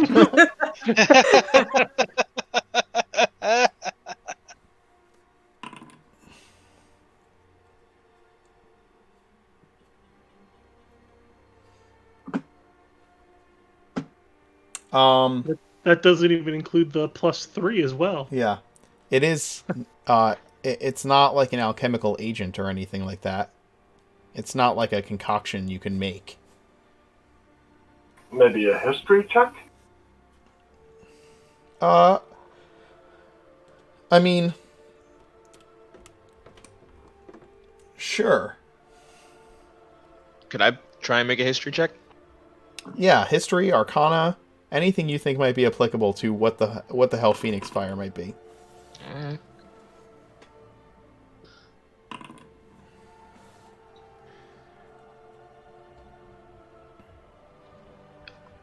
I mean, a phoenix...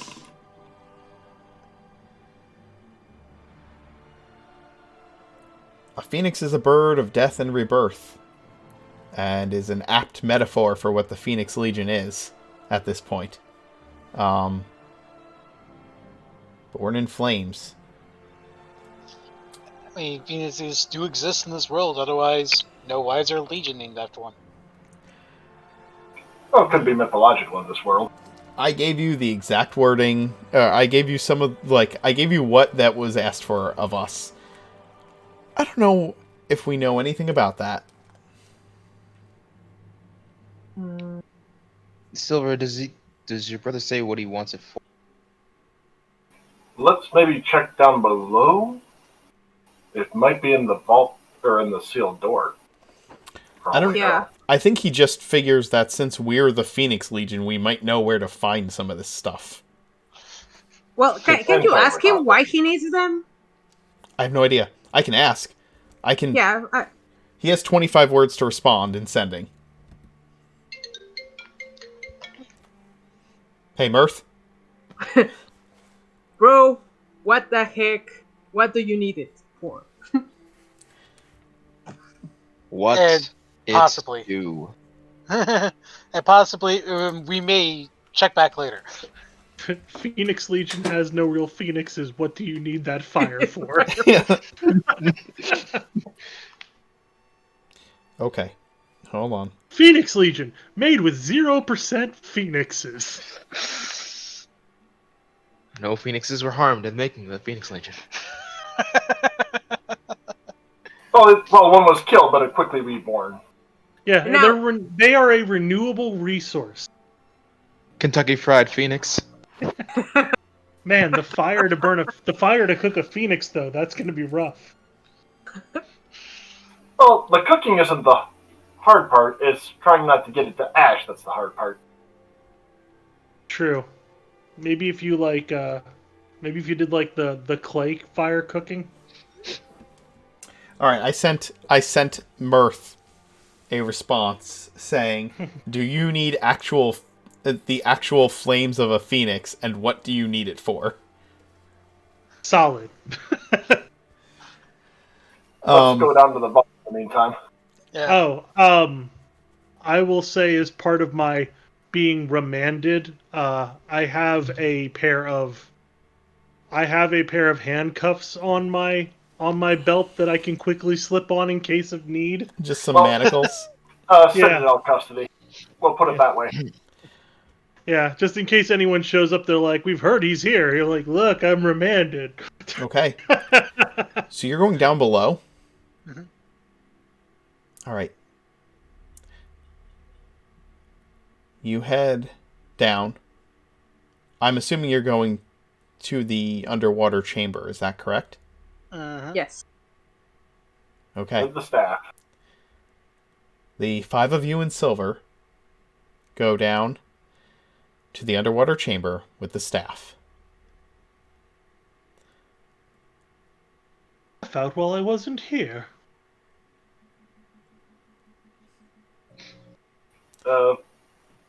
Yesterday was rather eventful. It seems that way. Actually, I think it was you guys met with think I Lord Weston, and then the next morning, right? Was when the staff was thrumming, or was it when you got back? No, it was when we got back. Oh Yeah, we Jesus! got back. Like all of it happened in one day. That was a long ass day. Yeah, I think it was 2 days roughly, almost 2 days that I was imprisoned. No, Because it was early on one day and I got out late the next day. So like, No, late the same day. no, it was Yeah. the same day. oh, It is literally been 24 hours since you this got day's arrested been forever. at this point. I was spreading you out because of what the. Oh yeah, actually I would have filled you in during that debriefing where the council will be deciding what happened there. Like me and Sparks will be testifying before them on that regard. You head to the chamber. My 10 gold ready.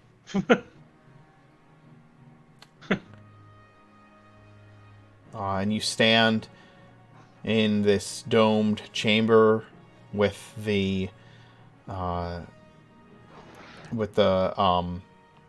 mosaic floor showing the arcane symbol for the name of Merwin.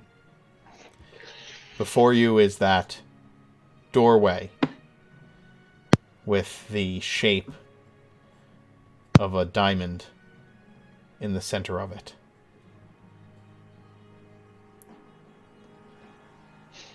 And you hold the staff.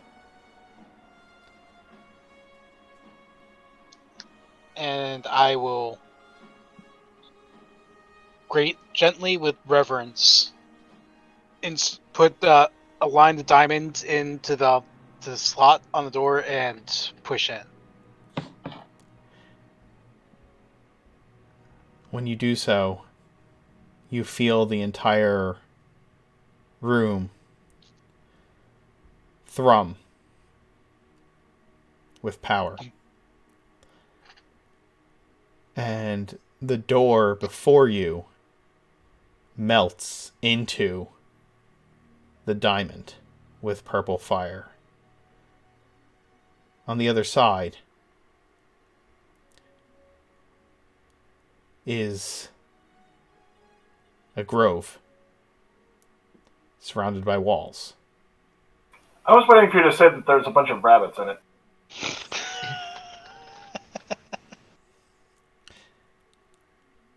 Under like what? Like a grove with like trees and grass? Yeah. Or? Like the doorway opens to what is not on the outside of that dome.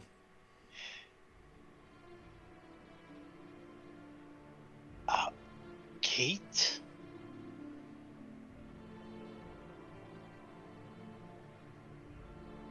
I'll look at the rest of the captains. Shall we? Sure. And Yes, I'll enter Sparks first. will walk in. Alright. I'm it's all the same with you guys. I'm gonna hang in the back. I don't know if y'all know this, but I don't use magic. So Well, I could put detect magic up, but I have a feeling the answer is yes. Yes. Yeah. Yes. yeah. Yeah. You walk out into an overgrown small grove of trees and thick grass that has been left untended, wildflowers, and weeds. And as you look around, you realize that this small space of wilderness stands inside of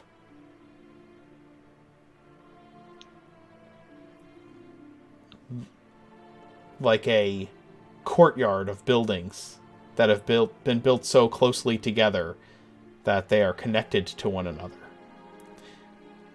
The door that you walk through as you turn around, it is just a wall that has a archway kind of stylized in it with the same diamond symbol in the wall. Do we see any more walls similar to that with a different symbol? No. I will continue to describe the courtyard. Alright. You're in the center of this grove of trees is a stone archway with symbols that do any of you, what languages? I forget always. Do any of you speak Sylvan?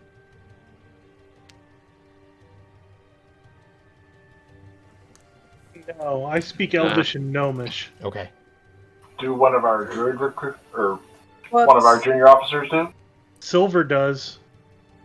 Silver has Eyes of the Runekeeper, so he But- understands all Silver- languages.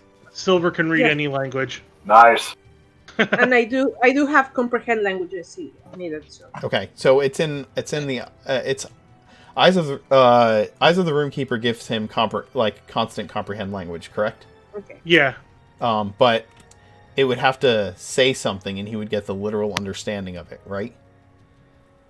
He'd just be able to read it. If they're just symbols, They're just They would- symbols.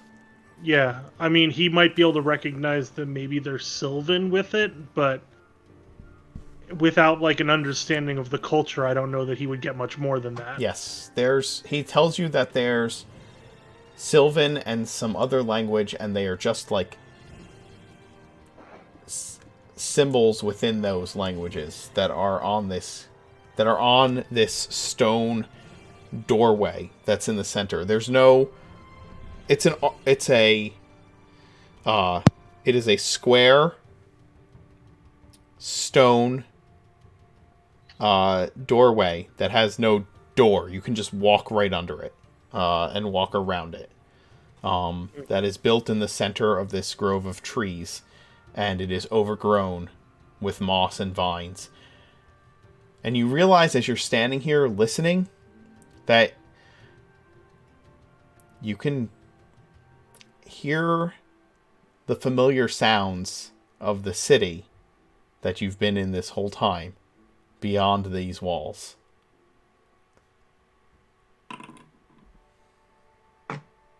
Okay, well I rolled a nat 20. Where on the... Do I know roughly where these plants are native to, or are they native to several different places? These plants and trees are native to... they're native to Grovair. You've seen them all over the island as you've been here the last several days. Wait a minute. I will look around closely at the buildings. Do they look like the insides from the royal courtyard?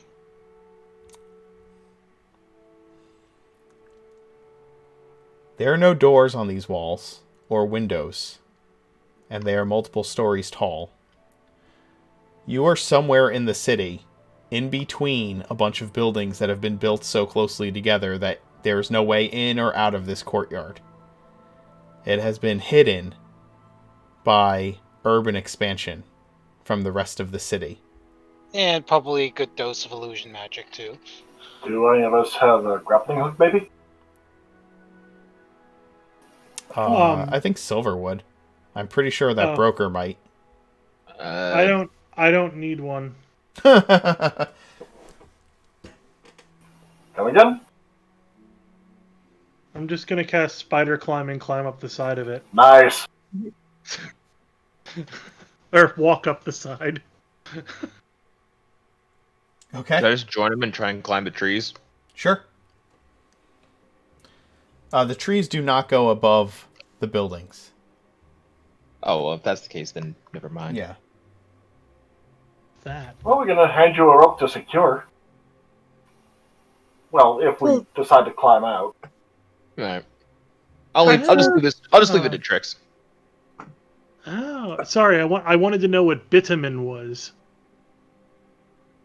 It's something that's used in paving materials. Mm-hmm. It's what makes concrete. It's what makes gravel sticky. Yeah, that makes sense. So. Going you to take spider notes of the sigils and everything, and transcribe them in a note so you can later try to find out. Okay. Yeah, unfortunately, this is not one of those ones where I can cast it on more people as it levels up. It's just a one-time thing. I'm curious, though.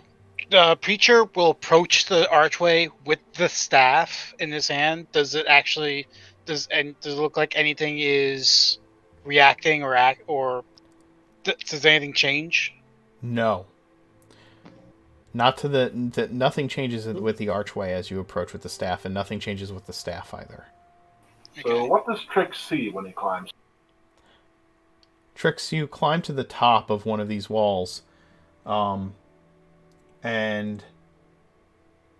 you are on top of a building, and as you look out,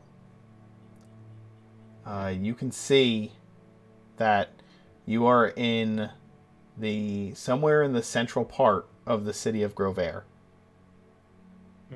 Not where the palace is, but like somewhere in that central ring of buildings. You can So somewhere in there? you can make out the So I can see the palace. you can see the palace. You can see the university beyond it.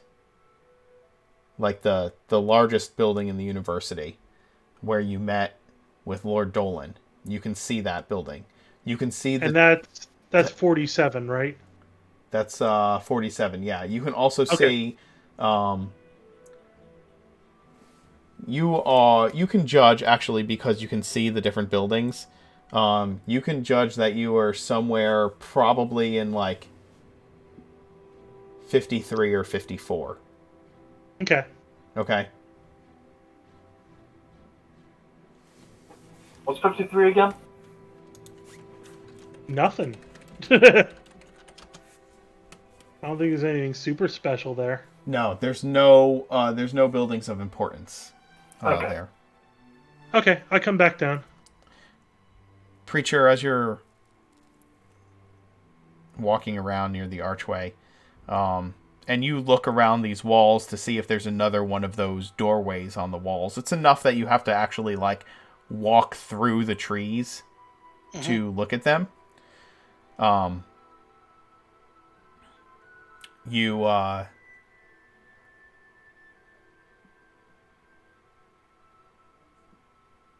you find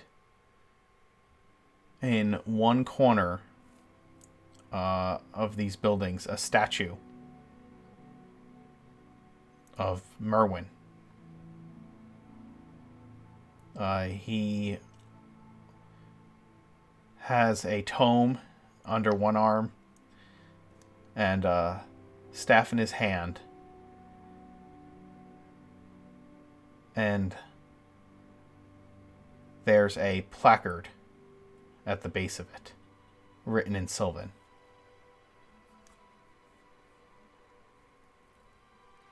Silver? Silver comes over.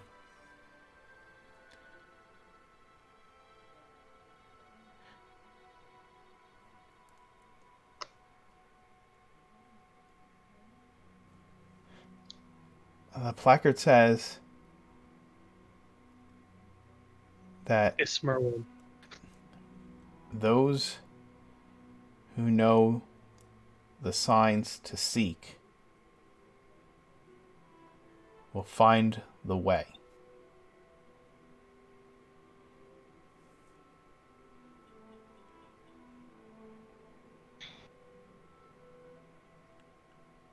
I don't believe that's us at the moment. Is the book that he's holding on the statue the same one that I have? And it's a staff he's only the same one I have. Yes.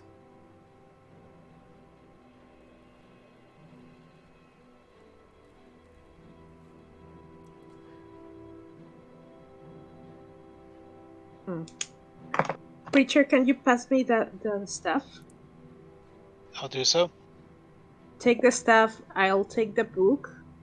I will look at the statue and I will transform to Merwin.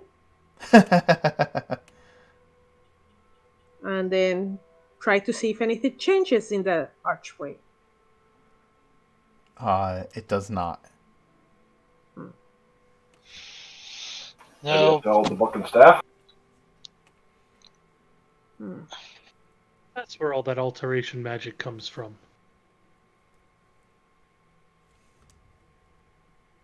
Okay, I will cast Identify in the archway. It is a gateway upon which, if you activate the correct runes in the correct sequence, it will open a doorway. I'll look. Maybe was there matching runes in the journal at all? Give me an investigation check. Okay. Yes. Nice. Yes, there are. There are a number of journal entries on Vidian, and each one starts with a word either in Sylvan or in a language that Silver's really not sure what language it is. But each of those symbols are in purple ink. And they are listed on the on the archway as well. Those same symbols. Okay, then in order of appearance, I will gently match symbol to the journal and press that one in sequence.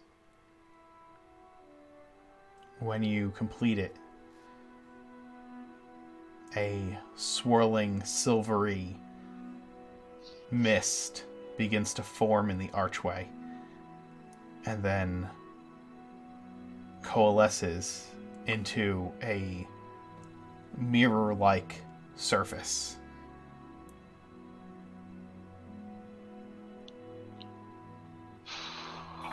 Do we want to investigate this now? I feel we must.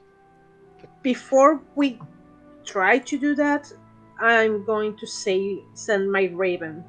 And I will send my raven into the archway and see if I can see anything or I can communicate with it. Once it gets 100 feet away, you can't. Well, no, I'm not going to send it too far away. I just want to know if I can communicate with it because it can also be in another place, or if I can see anything at all. Your raven goes through, flies into the mirrored surface and kind of melts into it. And when it does, you lose telepathic communication with your raven.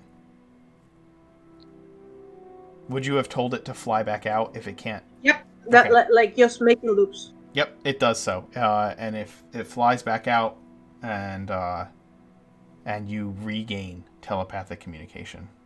What does it tell me? What did they see?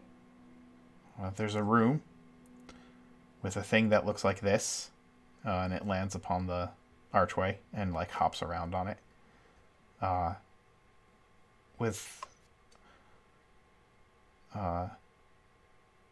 Essentially with a statue and other doors. It's dark.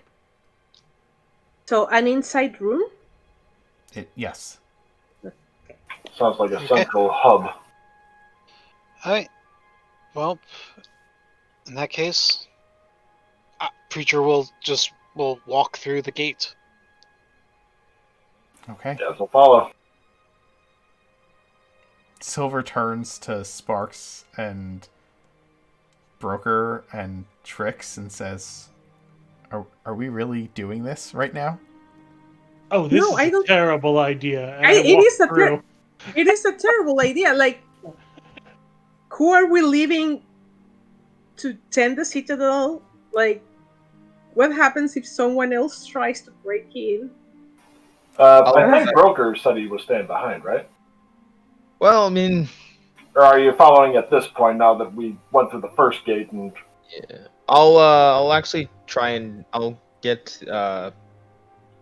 I'll go back for Whiskers. And I'll show him where we are. If anything happens, just come get us. You need the staff to go back and forth. Oh. So, in short, Broker's there anyway.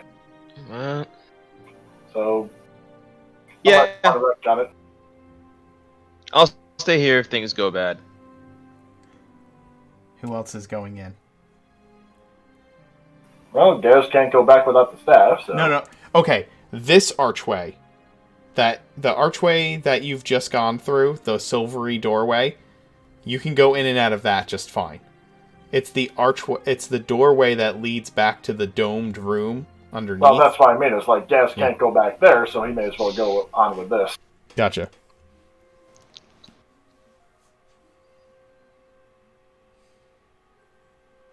Yeah.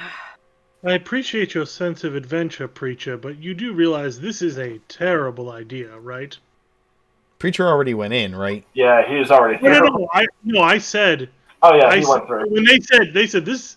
Broker said, this is a bad idea. I said, oh, it's a terrible idea. And then I went inside. Okay. So it's just Sparks, Broker, and or it's just Sparks, Broker and Silver who haven't gone through yet. So Silver's like, okay, and walks through the portal. Yeah. I thought Broker was still in the dome area. Right? No, I was falling behind you guys. It's like, I'm going to stay in the back. Yeah. Oh, okay. I misinterpreted that then. Yeah, Yes. but Maybe, but I have a feeling. But given the nature of the wards on the staff, I doubt he would have. I doubt that he would have placed such protections and left something that would kill us, waiting for us. Sparks, are you going Oh, through the okay. portal or not? Quick question. Oh no! Um, I don't think that this was dangerous to Merwin. I'm just getting the sneaking suspicion you're operating on hunches with it, and that's the dangerous part.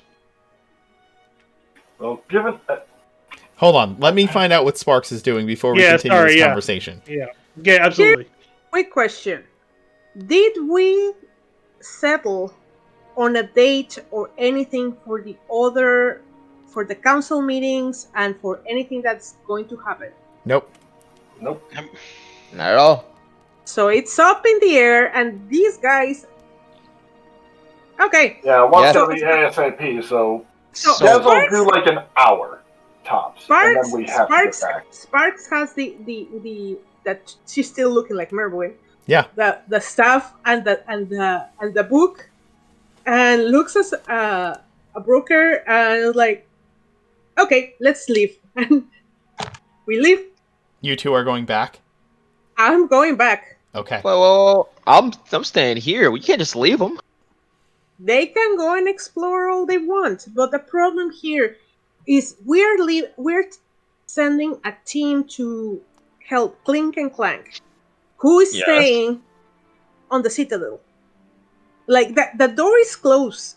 If we don't know what happens if we go with these things inside that portal, it might close down. All right, Sparks. I mean, You turned to broker, and you've decided to go back. You're holding the staff and the book. And the rest of Yes. you have walked into the portal. Those of you who have walked in through the silvery portal, as Sparks is having this conversation, and all of you are having this conversation, the portal closes. Welcome to Mythfont. Well, We're going to end there for tonight. Yep. Okay, what do you mean, Mythfont? Mythfont is the legendary vault of Merwin, where he hid away all the most powerful and most dangerous artifacts, creatures, tomes, knowledge, lore, to be never returned to Oridon if he could help it, unless it was in dire need. and you are there without A way to get back. Not only a way to get back, like two of your rogues are in the other side. The room you're in, just to describe it, is a room of polished black stone, like shined, polished to a shine. So obsidian or onyx? I'm And assuming onyx. There are 2 doorways in this room, as well, and there's the archway that you came through on a pedestal. Around this pedestal is a thin ring of water, and standing behind the statue, or behind the archway, is a statue of Vidian, the god of knowledge. In his hand is a moon in a particular phase, and his other hand rests at the top of the archway. The archway has the same symbols on it that the other one did. And you notice that the 2 doors that are in this room each have a moon in a particular phase. And we're going to end it there for now. But that is what you find when you walk through. And I hope you had fun tonight. We're going to go through and do some quick favorite moments from each of you. And we'll call it a night. Stu, your favorite Gaz moment? Honestly, my favorite moment probably would have been just playing as Igranak and telling Silver to not be a smartass. Other favorite Gaz moments from the crowd? And please, if you're in the chat, feel free to join in. We just ask that if you share one for one character, you share one for each. Gas and Agronek. Yeah, that's Yep. probably going to be mine too. I liked Gaz's interaction with Lady Andros, because it seems like the more he talks about hating to play the game, he's getting good at it quicker than expected. Yeah. Yep. which expectations of I feel like the expectations of Preacher and Broker is that it was not at all, but he's getting better at it very quickly, as Yeah. much as he hates it. David said Gaz's dedication to the path of redemption, even to the point of wanting to avoid hostility with Thundermaw if possible. When Agronak was dismissive, just saying some people would have said that befriending an orc chieftain would be an uphill battle too, but I've managed that. That was David's favorite moment.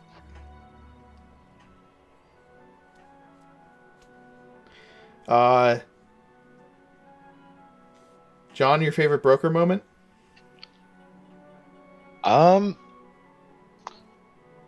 Seeing Topaz again and talking to Preacher and Sparks.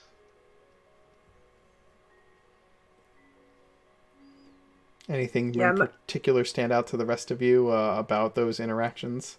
His ardent defense of Sparks. Yeah, I Yes.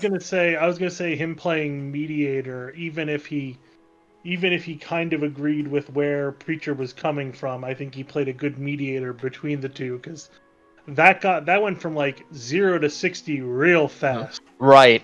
Like that activated my childhood trauma parents fighting senses. Like I was like, oh.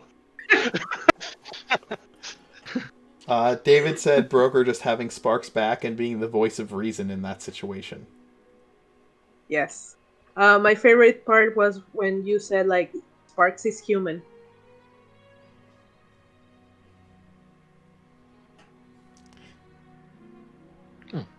I have to say that I gotta go back. My favorite Gaz moment, I think it was.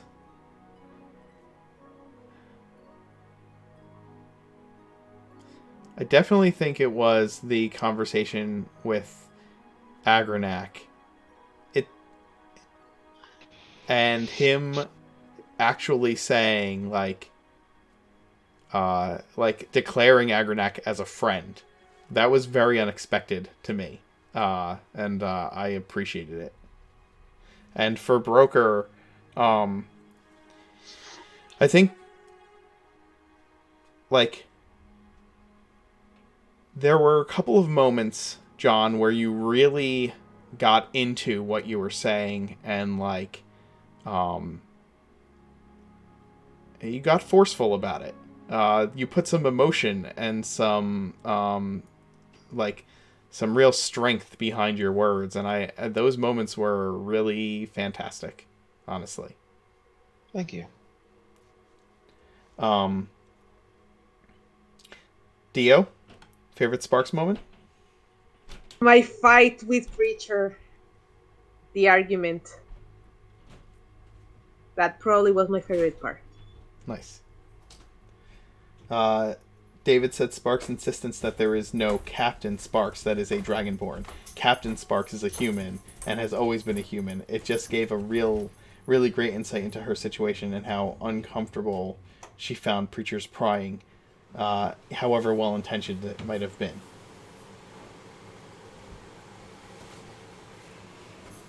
Other Sparks moments from the gang? I liked how you just left with the staff and book.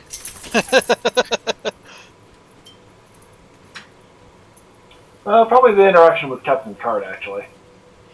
Yeah, I appreciated that. Especially the, hearing that he'd be around for a little while longer and that smile sort of thing.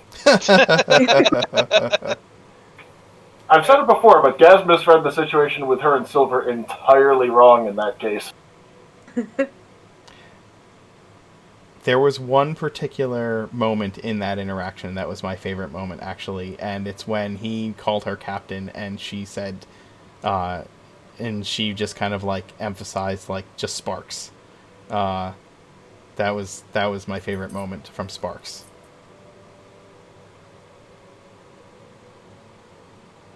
Yeah, I was just gonna say I liked the preacher Sparks interaction. That was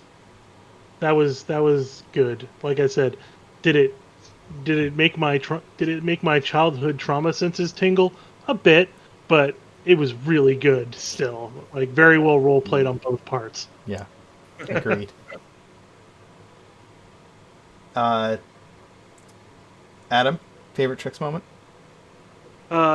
Just in general, getting to escape, but I really missed playing the character of Trix, so I was very happy to do that again. And I think that I enjoyed just the general escape because it was very lackadaisical on my part. There was no urgency in the escape at all.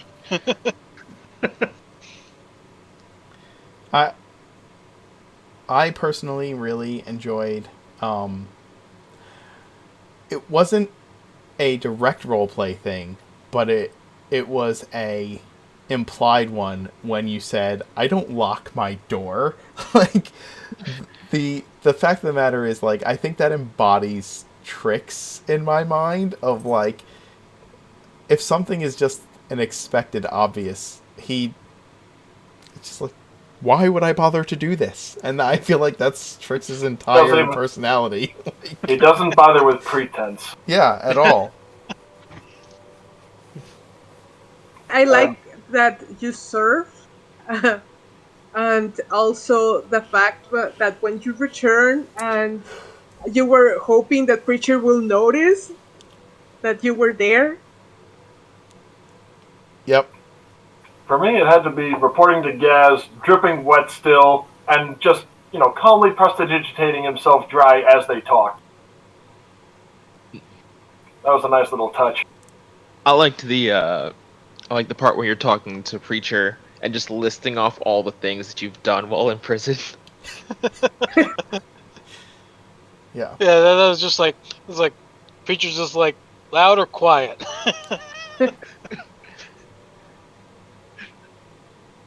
It was never a matter of if, only when. And actually, looking at the chat, the thing with volunteering Pride for the strike mission. Yes. Yes. And David said Pride knocking on the door in case Nestor was attempting to eavesdrop on the meeting with Lady Andros was really great. And you've also got one above that. Yes. For Trix himself. Trix picking up the keys with Mage Hand while speaking out loud to himself. Well, this seems like a trap. Then proceeding to just walk out of the brig because he'd gotten bored of pretending to be a prisoner. Well, even if Nestor Falco overheard the whole thing about the dragon, it's not like he'd be able to print it anyway. It's not like she's going to let them print that. I think she keeps her hands off of the day-to-day operations for the most part. But that you was think... the implication I got. Yeah. John, favorite Preacher moment? After the whole thing with Sparks and just going to Broker and just being like, you know why I'm doing this? And he's just like, yeah, and just like the acceptance and just letting everything that he's been holding in out throughout the whole day. Your description of the weight of the day falling onto your shoulders and the weariness coming over Preacher, I thought that was fantastic. Honestly, for me, it was the actual... I don't want to say argument, but that whole almost interrogation was very well played because you absolutely did not let up in character. Even if you as the player were like, I don't necessarily agree with my character's actions, this is how my character would go about it. Yeah, it's one of those good instances of it's what my character would do.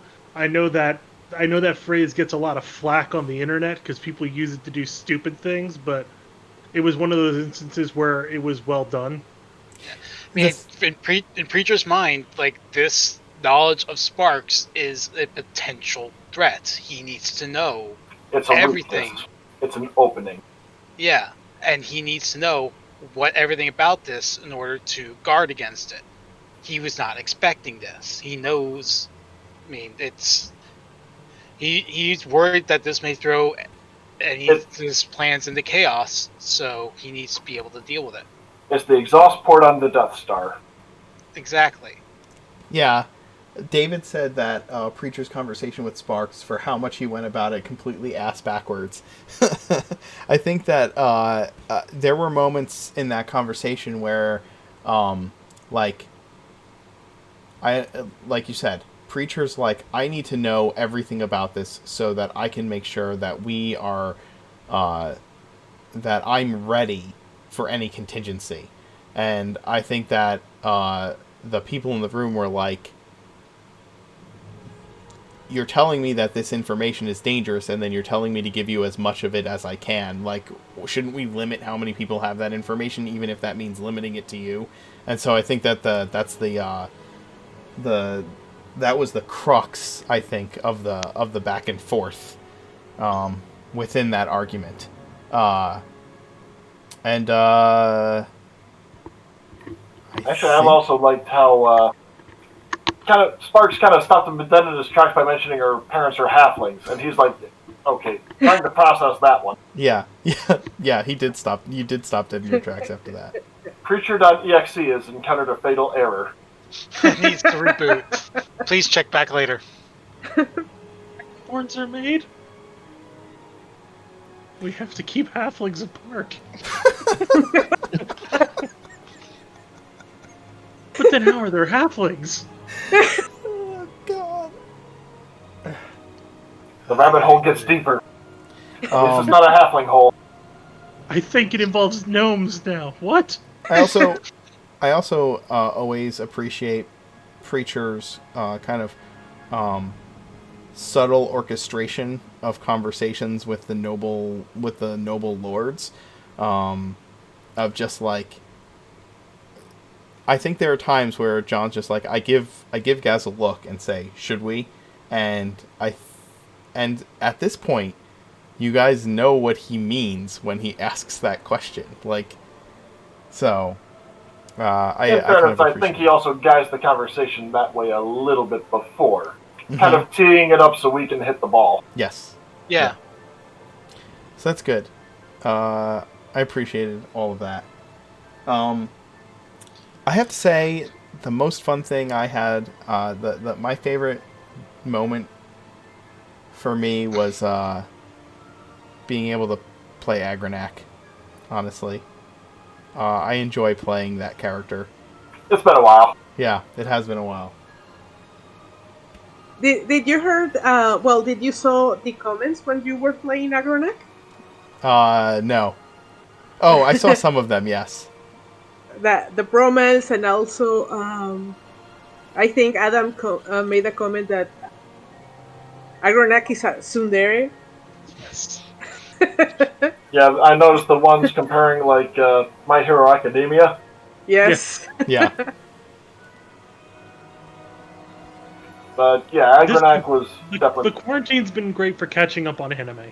I have not watched that anime at all. So. It's quite good. I would recommend it. It's on Hulu if you have that. I do. Yeah. Purchased or free? I think you have to have the purchased version for Hulu, but I watched it on Hulu, I think. But for me, definitely with Agranak and kind of, like the open honesty and that little surprise about like the warded prisoner, and I didn't even realize that. It's like, oh shit, yeah, I guess like I've given no indication in character that I consider it different. Yeah, you haven't. And just was like, but at the same time, that is also how Gaz would likely treat a warded prisoner. Is that well? Yes. Yeah, I would have to say for DM things, I appreciate that for as many moving parts as we see, and we're like, God, there's so much going on. You're like, but wait, there's more. A bit like Trix's, and then. Dude, it's like a bad Sham Wow commercial. It's just like an infomercial that they just keep throwing stuff on the screen. No, it's the You're gonna love my nuts. yeah, that one. What the hell Sorry. product was that though? That was Slap Chop. That Yep. was it. I remember it because I started playing the auto-tuned version in my head when I Yep. Oh my god. Well, thanks. Yep. There are a lot of moving parts. There's too many moving parts. we're like, oh man, I think we finally got our head wrapped around this whole Civil War thing, and you're like, but the dragon might be closer than it appeared, and there was an explosion, and now you have a transport. We're like, oh, okay. Well, not just a transport, but a way to get magical armaments that might be very. Whew. Incidentally, do either Trix or Preacher have sending? I do. Okay, at least that way we can get in communication with. Unless Sparks and- Mythfont is on its own plane of existence. Is That it, only Mark? Oh gives it shit! that only gives it a 5% failure rate. Yep, it's only a 5% chance of failure if you're on another plane. So I have to crit fail basically. Yeah, if you roll like a 1 through 5. Okay, so 1 to 100 then. Yeah, so yeah, or you could just do a d20 and say if you roll a Yeah. 1. Of course, that is if you are on On a different plane. That's also if the place isn't warded that you can't send spells out. Considering Merwin and yeah. Well, thanks, guys. Yep. And any other DM moments? We prompted for a few for characters, so I was gonna say I feel like a lot of it today was you reacting to us, because I Yeah. don't know if you we gave you some notes about what we were going to do, but I don't know if you had everything that we were gonna do figured out, and I feel like we were a little bit random tonight in some ways. I have to go with... I'm at the point with almost every party right now that everybody has developed their character enough that they, like... that all the characters always have some plans of their own. So I do a lot of that. You know, like 6 times a week. It's hard to plan my sessions lately, because it's like, well, I have these few pieces that might show up, but I have no idea what the characters are going to do, so we'll see which ones like I can throw out there at on the table between their role-playing. you know what? Yeah. On that note, I am curious then. My carefully constructed plot with all the story hooks ever. Party of murder hobos. I'm No plan glad ever I have encounters no for- party of motor hobos, thank God. No plan ever survived first contact with the anime. No. Yeah. I will tell I you, am fucking players are the worst, goddammit. They are the worst. Hey, I resemble that remark. I am curious though, like with Trix's escape, you know, you had the guard just kind of wander off going, oh, fuck this. Was that like kind of the DM frustration, like, okay, I just want to get Trix back into the plot, let's make it as easy as possible? No, Okay. there's more moving pieces. Oh, Lord, of course. I figured as much, but not, yeah. Spoilers though. Alright, guys. Well, those of you out there watching, thank you for watching. We'll find somebody to raid. And in the meantime, have a good night. We'll see you next week. Tomorrow, 1 o'clock and 7 o'clock p.m. Eastern Time, we have 2 games. Wednesday, 1 and 7 p.m. Eastern Time, we have 2 games. And then Saturday night at 7, you can watch as Ekmedenacy continues to make decisions that will destroy all of Oregon. We'll see you. We will see you next time. Have a good Hey, night. folks. Good night. All right.